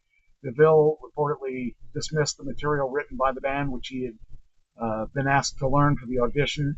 He clashed with Poison over which songs would encompass the audition. Michaels and Dahl, in particular, asked or disliked the guitarist on a personal level because he had strong misgivings about hiring him. Ultimately, in spite of the apprehension, the band decided that DeVille's talent would drive to succeed him the best choice. The band's desire to replace Smith with another East Coast guitarist fueled the move to hire DeVille over Slash. I would really love to have seen what would have happened to that if they had Slash. Would have been a totally different band. It would have. It would have been probably a heavier band. I don't think I would have seen Slash dressed like the feminine people that were in the band tried to look glamorous, and Slash isn't a glam guy. He's a heavy guy. I can't see him in that look. So he probably lost out really strictly based on the look, which in retrospect they probably would have been bigger with Slash. But I never really thought of like if you were putting bands on a level, I would have put Slash on a much higher level than them. I always thought of them as more of a band like they were like just a glorified cover band, really, because they were doing a lot of covers back then. They were, they did do some originals, but in the beginning they were really more, they just weren't really a tough guy and stuff. But I guess the industry was going towards the glam stuff. We saw a lot of glam people wearing the eye makeup and all that other stuff. So, yeah. It says in 1987, the band recorded a cover of Kiss's Rock and Roll All Night for the soundtrack of Less Than Zero. But then they started putting out some good stuff. They like Every Rose Has Its Thorn. Actually, we're doing Every Rose Has Its Thorn in my one band. And Nothing But a Good Time, Fallen Angel, Loggins and Messina's cover of Your Mama Don't Dance. That was, when I heard things like that, when I heard those types of covers, I was thinking, well, they're just a cover band. They had a couple of songs, but I didn't think that they were all that great of songs. Like when you think of Motley Crue, you think Motley Crue did some pretty heavy stuff and really knocked it out of the ballpark. And when you look at not Motley Crue, the other one, all those bands that came out at the same time, those really heavy bands came out, but they were all like these. They were. It was based on your look rather than on your sound, because that's the way the industry was going at that time.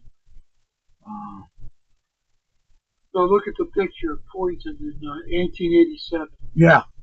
1987. Look at their hair. Yeah. But that was the way that even Bon Jovi looked. Bon Jovi had that guy there could pass for Bon Jovi.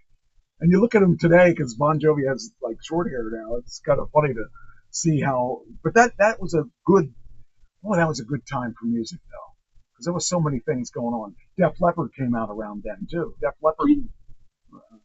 Didn't Rod Stewart look like that in the beginning? Yeah, well, he initiated it. He was one of the originals, because he had that. I used to think of him as a parrot at one point, because he had his hair out and looked like a parrot. But He was great. He just had a what was it? There was a song I want to do a song of his. I was listening to Faces on a Saturday, um, and Small Faces, I should say, and a song he did, and I don't remember what it is now. I have to look at my notes here because I had Christine send me a text saying that song because I want to pitch it for the band. Stay With Me. Remember that song? Yes. That's a song I wouldn't mind doing because nobody does that song. Uh, and he's retiring soon too. That'd be awesome to take up songs like that because he won't be around to do it. I wouldn't mind doing that song. But yeah, it says here there was a Sanctuary Music Poison's former management company filed a $45 million lawsuit against the band, and Poison retaliated with charges of mismanagement of funds. Easy Action filed a lawsuit claiming that Poison stole their song "We Go Rockin'" for the single "I Want Action," as recalled by Easy Action's lead vocalist Tommy Nielsen in an interview with Rock United. They received an unspecified settlement for the alleged plagiarism. The bill put the amount of $25,000 in a 1994 radio interview for the amount that they settled for. 25,000 is chump change for that kind of stuff. In the 90s, it says but here. it was worth. But that was bigger back in '94. Oh yeah, it was. It was. You're thinking that probably would be equal to, I don't know, maybe $500,000 back today, maybe. Yeah. Poison got a letter from Dick Cheney thanking the band for contributing 20,000 CDs. What are CDs? I can't imagine what CDs are. Because nowadays everything's streaming. 20,000 CDs of Flesh and Blood to lift the morale of the U.S. troops during Desert Storm. Unskinny Bop. I used to think that was a funny song because they're just singing about fat chicks. The record went multi-platinum, 3 times platinum, and 4 times platinum in Canada for Flesh and Blood. They were just, I don't know, they were just kind of. It's interesting to see basically the band has stayed pretty much the same. I mean, they haven't changed a lot of members of the band. For a period of time, I think CC went his own way, and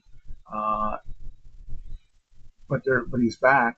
I guess I don't know if they're playing together anymore or not. Did you know that Michaels was? Well, the show ended with their playing today. They had all got back together. I thought they were still playing, but I wasn't sure because Michaels does his own thing too. Did you know that Michaels had a company with what's his Charlie Sheen? There it is. Michaels and actor Charlie Sheen co-founded a production company called Sheen Michaels Entertainment. In 1998, Michaels made his acting debut along with Sheen and Martin Sheen in a movie called A Letter from Death Row, which also was written and directed by Michaels. So that guy has a lot of talent outside music. And actually, I saw him on The Apprentice. He was on The Apprentice, and he was also on. He had his own reality TV show.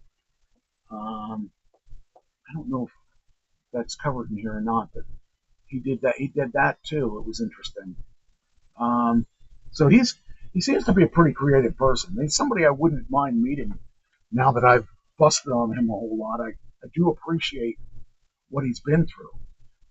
He has diabetes, and he can't drink and party too much anymore. It almost killed him a couple times. The guy has serious issues as far as health issues go. He's knocked himself out. I've seen him knock himself out while he was playing. That was kind of funny, or not funny, but kind of bizarre. Did you ever see that? Yeah. He was doing a live concert, and something, I don't remember what it was, something fell down from the ceiling and hit him right in the head and knocked him out. That's pretty strange, but that was That's a good way to end the show. yeah. Well, yeah. Here it is. Um, April 12th, 2010. He was rushed to the hospital. Oh, that's a different time. He had he had to have an emergency appendectomy. That was sad. Um, Michaels was in 2000. Oh, that was also about 10 days later. He was rushed to the hospital again with excruciating headache. Discovered that he suffered a hemorrhage, brain hemorrhage. He was in critical condition. I remember when this happened too. We all thought he was going to die. It's really strange. In the same year, Michaels released Custom Built, a new album, was enriched with previously released solo material with Nothing to Lose, featuring Miley Cyrus, and the most added song to radio in the week of its release. Custom Built received mixed and negative reviews, and it peaked at number 14 on the Billboard 200. Let's see, I want to find that one I'm talking about where he was playing that he knocked himself out.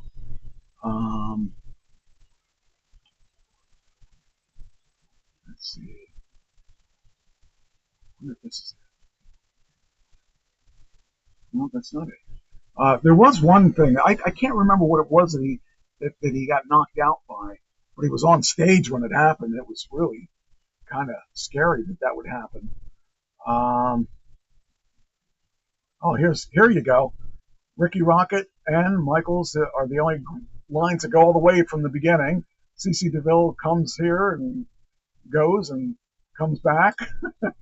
And Bobby Dowell, it's been pretty consistent. But yeah, there was a lot of people that it's rare though to have a band that long and to have that many people that actually stayed in the band the whole time. And even for the short period that CC was gone, they actually pretty much were the same band. Do you remember how much weight CC put on while he was gone?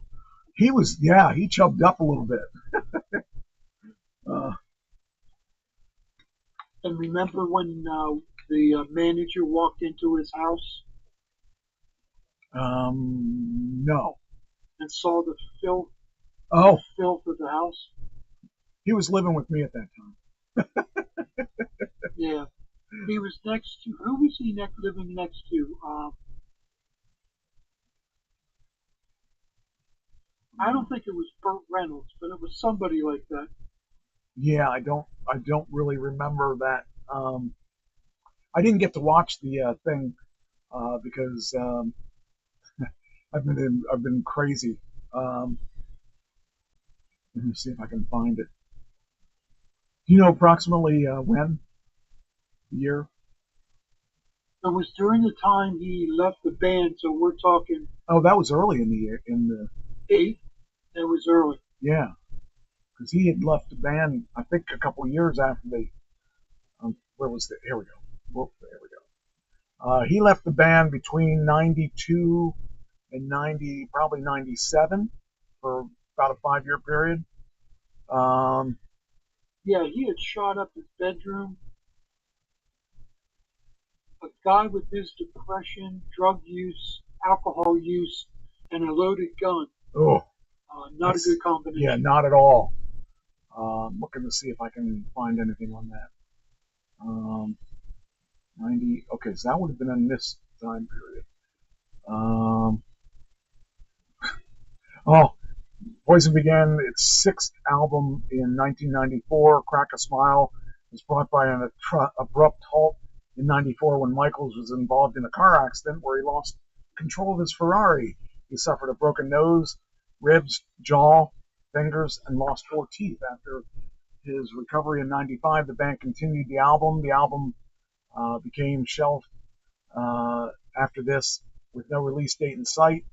Instead, the label opted a greatest hits with a different guitar player And after several years apart, Michaels and DeVille were able to patch up their differences. Yeah, I mean, those guys were really, they were volatile. I mean, they were fighting on stage and stuff like that.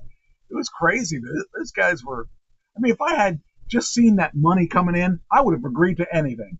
I would have said, okay, you want that? Okay, just here, just let me have my money. I guess that's, Think back to your ego. Think back to your ego days. Mike. Yeah, I know that. I can't. I don't remember those days that vividly. In other words, I don't remember being like that, but I know I was like that. I killed a lot of bands that way, and I wish that I had not done that, because if I had done things right, the Barking Rats would have been the hottest band in this area, and there's no doubt in my mind about that.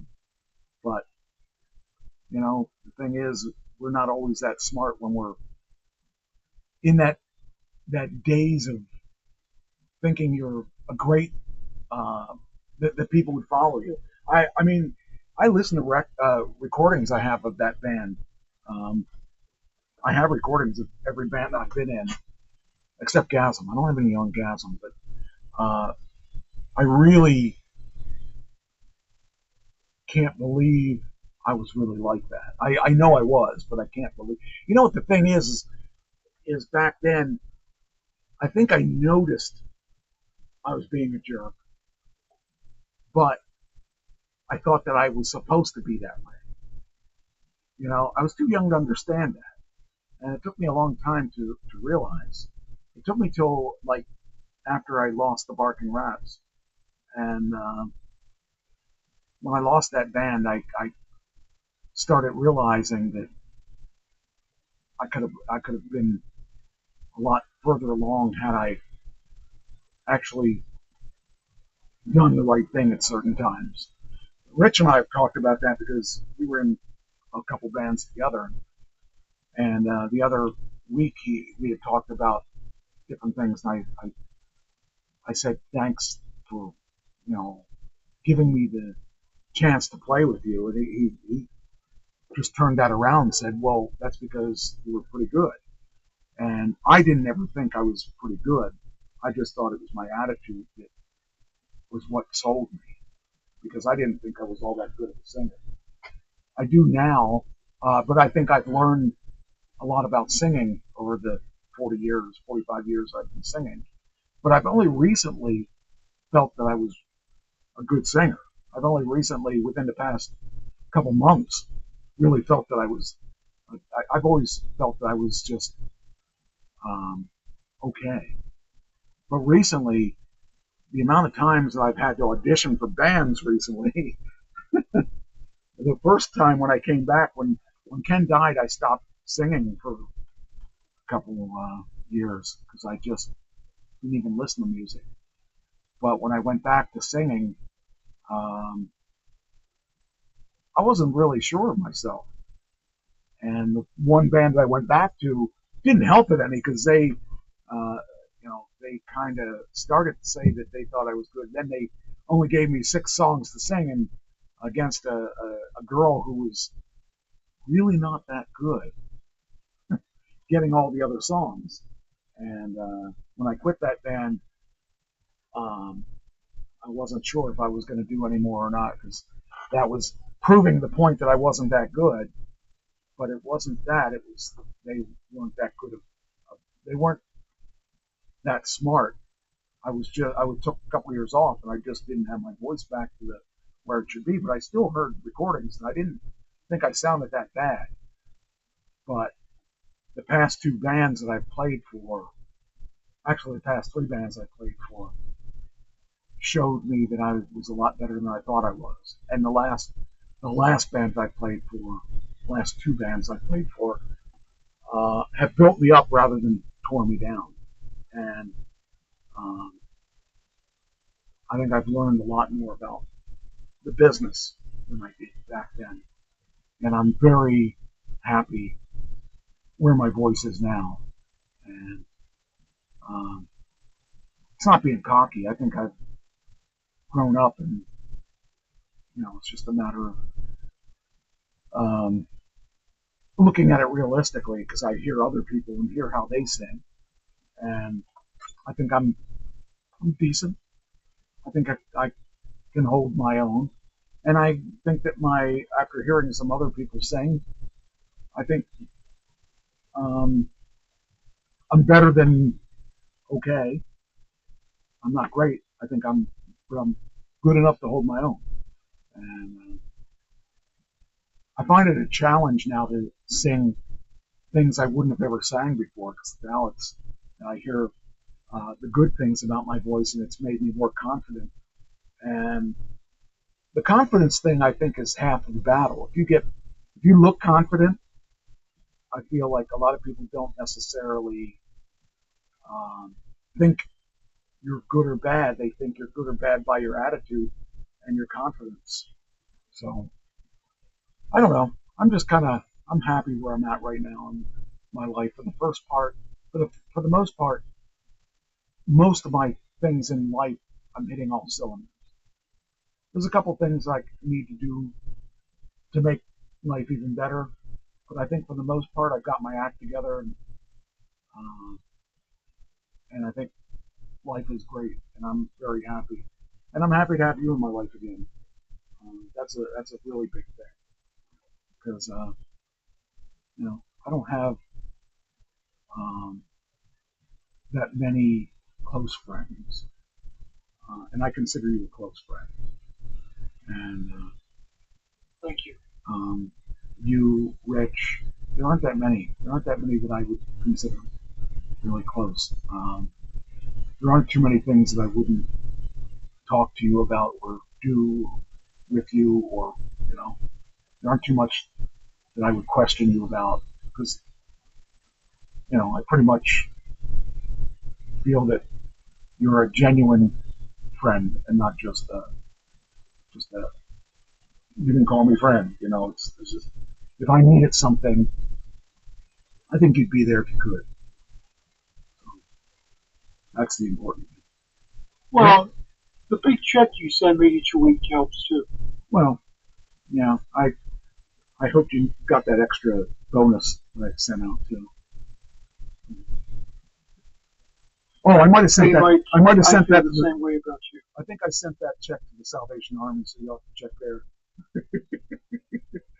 I was supposed to get $2.5 million from this one group. I got to get some Apple gift cards and stuff. There you go. So, but yeah, I think that we're both at better places than we were 40 years ago. So, Yeah, we are, Mike. We're both hard. We both worked hard to get where we're at, and we're both enjoying our second careers. Yes, I think that there's really cool things. If I looked at my life from just 4 years ago, before I met Christine, my life was pretty good. But Ken was still alive and stuff, and we were playing every once in a while, and that was good, and I was happy with that. But now it seems, I do miss Ken. I really miss him a lot. I miss the creative energy that we had together and the music that we put together because we did a lot of originals, and in fact, the last 10 years of our band, we did really all originals, and that's hard to do. It's hard to get people to listen to when you do your own stuff as opposed to doing other people's things. But it was fun being able to do our own stuff and knowing that people are listening to you. And at the end, when people would say, "Hey, you guys did a good job," that to me is more important than the money. Is to know that they listened and heard you, and because we had messages in our songs, and that's why I really miss doing originals more. And these other bands don't seem to want to do originals, but that's one thing I definitely miss with Ken, not having, we had a vision. Well, when you write when you write your own stuff, it means more to you than saying somebody else's stuff. Right. Just like when I write my own sermons versus when I use a book to help me, or one book to help me, when I'm using 10 books to help me. Right. It means more. Yeah. Yeah. It's a whole different mindset, you know, and it's okay if that's what you want to be as a cover band, but and maybe at this point in my life I should be okay with that, and I mean I guess I am, but it's not what I really want, but at least I can play, and I miss that so much. I can't even begin to tell you how much I miss that. It's something, and you've never seen me play either, so that's kind of interesting too. That's something I want to do. Well, if they book these jobs at those Mooses, you're going to see it. And next time you come out, we're going to come down. We're going to go down to my school too. So I want you to see the school. Amen. All right. Well, I guess we're done. Unless you wanted to talk about anything else. Can all wait till next week? I think. Yeah, I think that as far as Poison goes, we covered the most important stuff.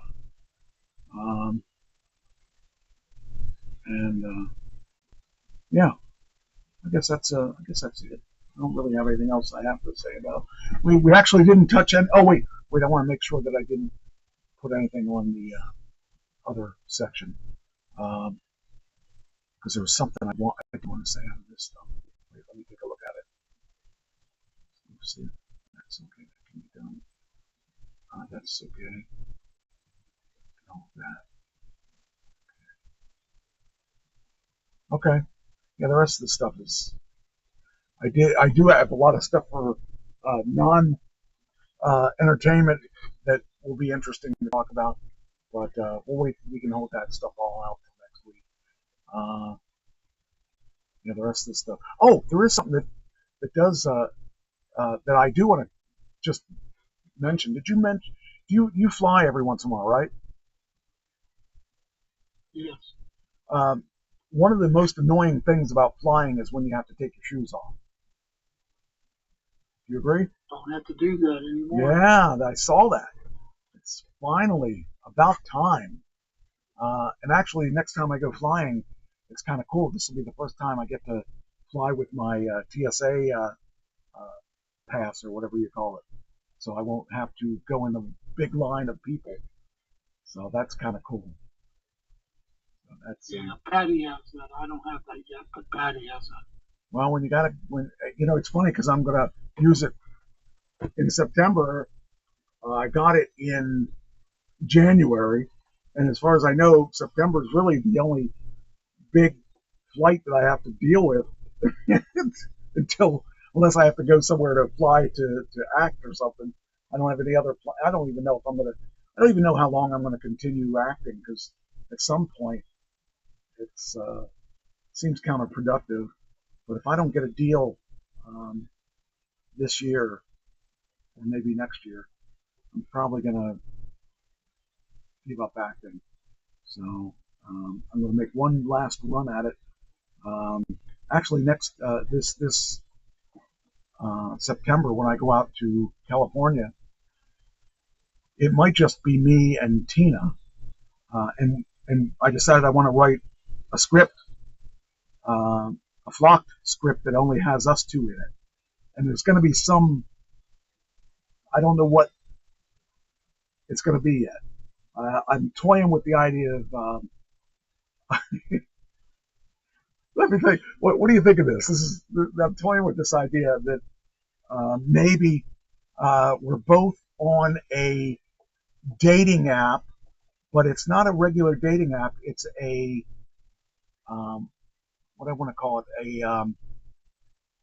a dating app where you don't see you just connect with them on things other than looks.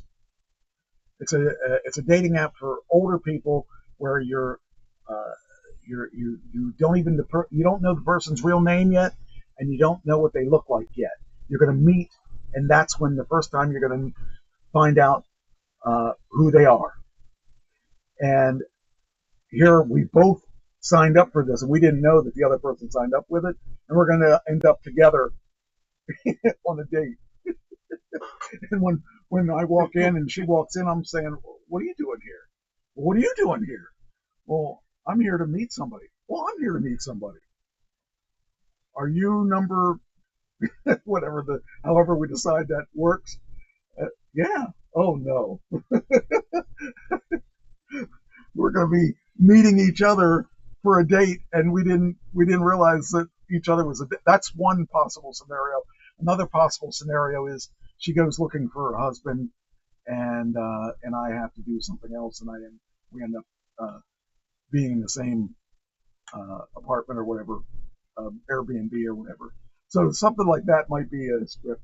I haven't figured out which one it'll be, but that's what I'm toying with, so that only the two of us, since we're going to be there together to do the Hollywood thing, and the other ones I don't think are coming, we could do it that way. So I'm thinking that might be a funny script. So I haven't written it yet, but I've started thinking about what scenarios could you possibly have that would have just the two of us. So, all right, enough of that. Well, this was a fun show. It went by really quick. Yep. I think that was fun. All right. Well, I guess we will try it again next week. See if we can do it right. Uh-oh. There it goes.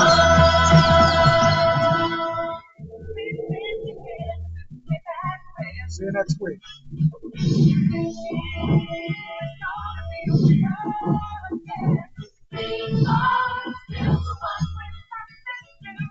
Still the one who's gonna see you through. You're still having